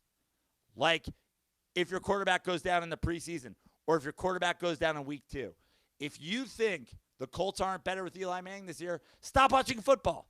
If you think the Steelers aren't better this year with Eli Manning versus Mason Rudolph and Duck Hodges, they're making the playoffs anyway. Stop watching. You don't get it. I guess I shouldn't watch. You shouldn't because you're wrong. Because I don't think the Colts win more games this year with Eli. Okay. Well, Guess I Eli shouldn't- Manning played 1 game on Monday night last week. He didn't just throw the ball to nobody. He didn't. Taking chances and throwing interceptions is one thing. Missing open dudes is not what NFL quarterbacks are supposed to do. You're not supposed to hit open jump shots. You're not Joe, supposed to miss I just don't care. It's fine. It's fastballs fine. down the cock. It's fine, You're not dude. supposed to miss open players. It's fine. Josie Brissett is not good at quarterback. You think the Colts win more Ryan than Fitzpatrick wins more games than Josie Brissett. Because he's Not that good. Okay, well, disagree there too. Okay, it's fine. Ryan Fitzpatrick and Eli Manning are going to play 20 fucking years in the NFL. So literally hundreds of executives and coaches have already agreed. Well, And we'll see if Josie Brissett is around in year 7. no one said that. No. Now this is where we're at now? No. What we're at is you brought up the Colts, and I'm wrapping up this fucking episode because I'm sick of this fucking back and forth, to be honest. It's no back and forth. Yeah, we just disagree. Yeah, we disagree. We agreed Josie Brissett is not good. Then you took the bait, and then you were wrong and I was right. I mean, we can go to the tape. I don't think I was saying he's an amazing quarterback. I was saying he's playing that system great. At the time he was. They were winning games. The defense was playing good. The offense was running the ball. And that's what I said. If he plays that way under that system, yeah, they're going to win games. But if you think that they're coming in with Eli and they're winning 10 games, I just disagree. And that's fine. Based on what? Based on nobody wants him, Joe. That's not based on, and what is that based on? Do you think Eli himself is better than Josie Brissett on the Colts this year? Yes, I've said that numerous times. And we disagree, and that's Okay. fine. And that's the But episode. you're not basing it on physical or mental. You're basing it on you don't like Eli Manning and you don't like talking about him on the show. And you and Tug made that very clear. And you and Tug have been proven so fucking wrong. We have Josie Brissett Dude, shut the fuck embarrassed up. himself. Shut the fuck up. First Embarrassed himself on Monday Night Football. Yeah, it was a bad game. Embarrassed himself. So did Eli in the second half. Okay. I don't know what you like you're so fucking hung up, dude. I'm like over this shit. You like Just be wrong. I've taken L's. you never worn the take L L's. chain. That's the biggest problem. I've taken you L's. don't take L's. I do. And now all I'm asking is for you guys to do the fucking same thing. Because you took an L. You're wrong. Josie Brissett didn't make the playoffs. Josie Brissett didn't win 10 games. Josie Brissett isn't winning a playoff game like Andrew Luck last year. Josie Brissett getting extended by the Colts was the wrong decision. They will admit that. They will sign a quarterback. They will draft a quarterback. They were wrong. You were wrong. Tug was wrong. I was right. It's fine. Sometimes you win. Sometimes you lose. But sometimes you got to fucking own it. I guarantee they don't sign a quarterback. Okay. They just threw $30 million at the guy. Just like I guarantee Eli's not playing next year. Okay.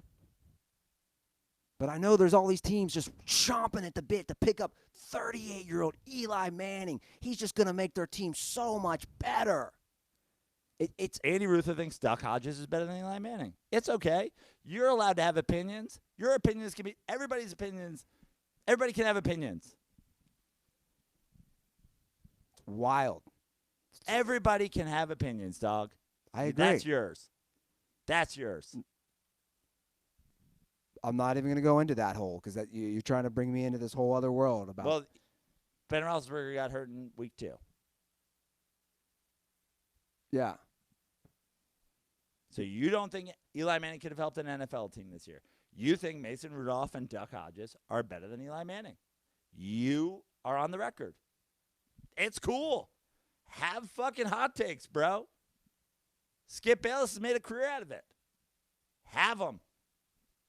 It's not a hot take if it's words I never said, but that's fine. I don't want to get into that. You said Eli Manning couldn't help an. You tweeted it. You want me to read it word for word? You want me to read word for word? Eli Manning threw for 29 yards. Is that why you're so butthurt? Because I subtweeted? No. Is that what this is all about? No.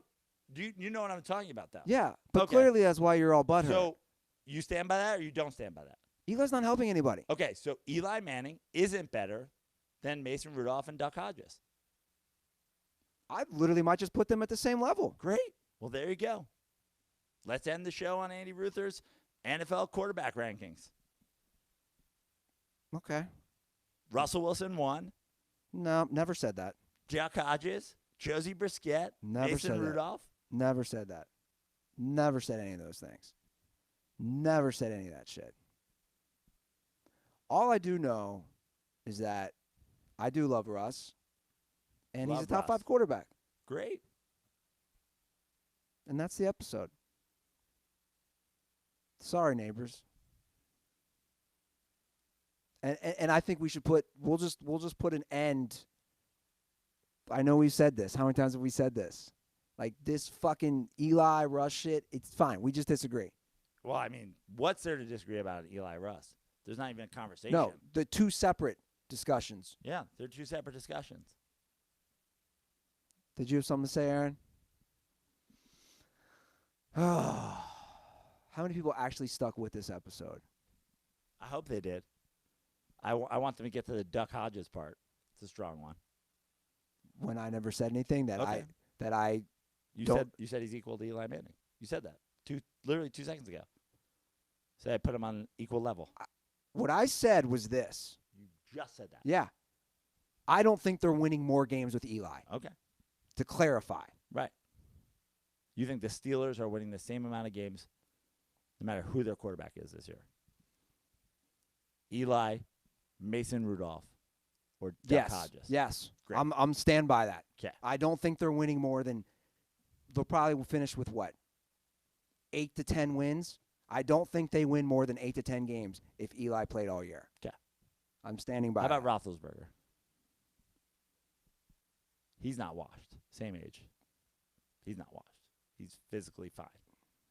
Right? I don't know, Joe. I mean, I don't it's know. I'm over. asking you. No, What it's, if their starting quarterback played? They win more games? yes, Oh, okay. I do. Okay. I do think they win more games. Okay. How about the Chargers? Because Ben was not benched for a rookie. Right. So I don't know.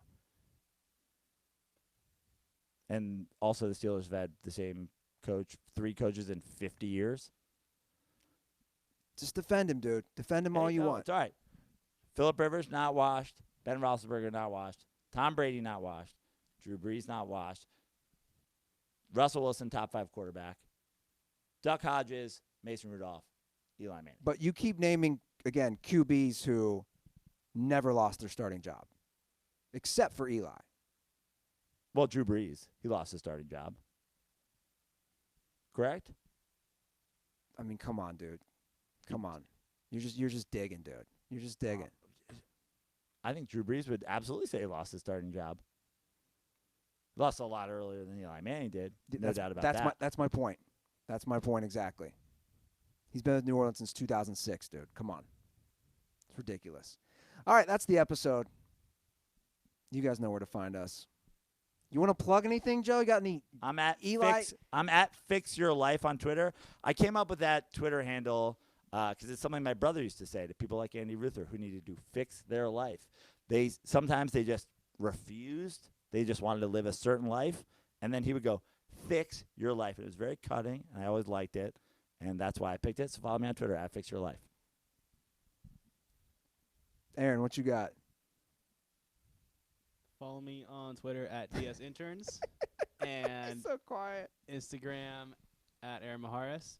And shout out to Coach Boone, passed away today. Remember the Titans? Remember the Titans, legendary coach. Yeah. What Shout the out. fuck are you talking about? Coach Boone.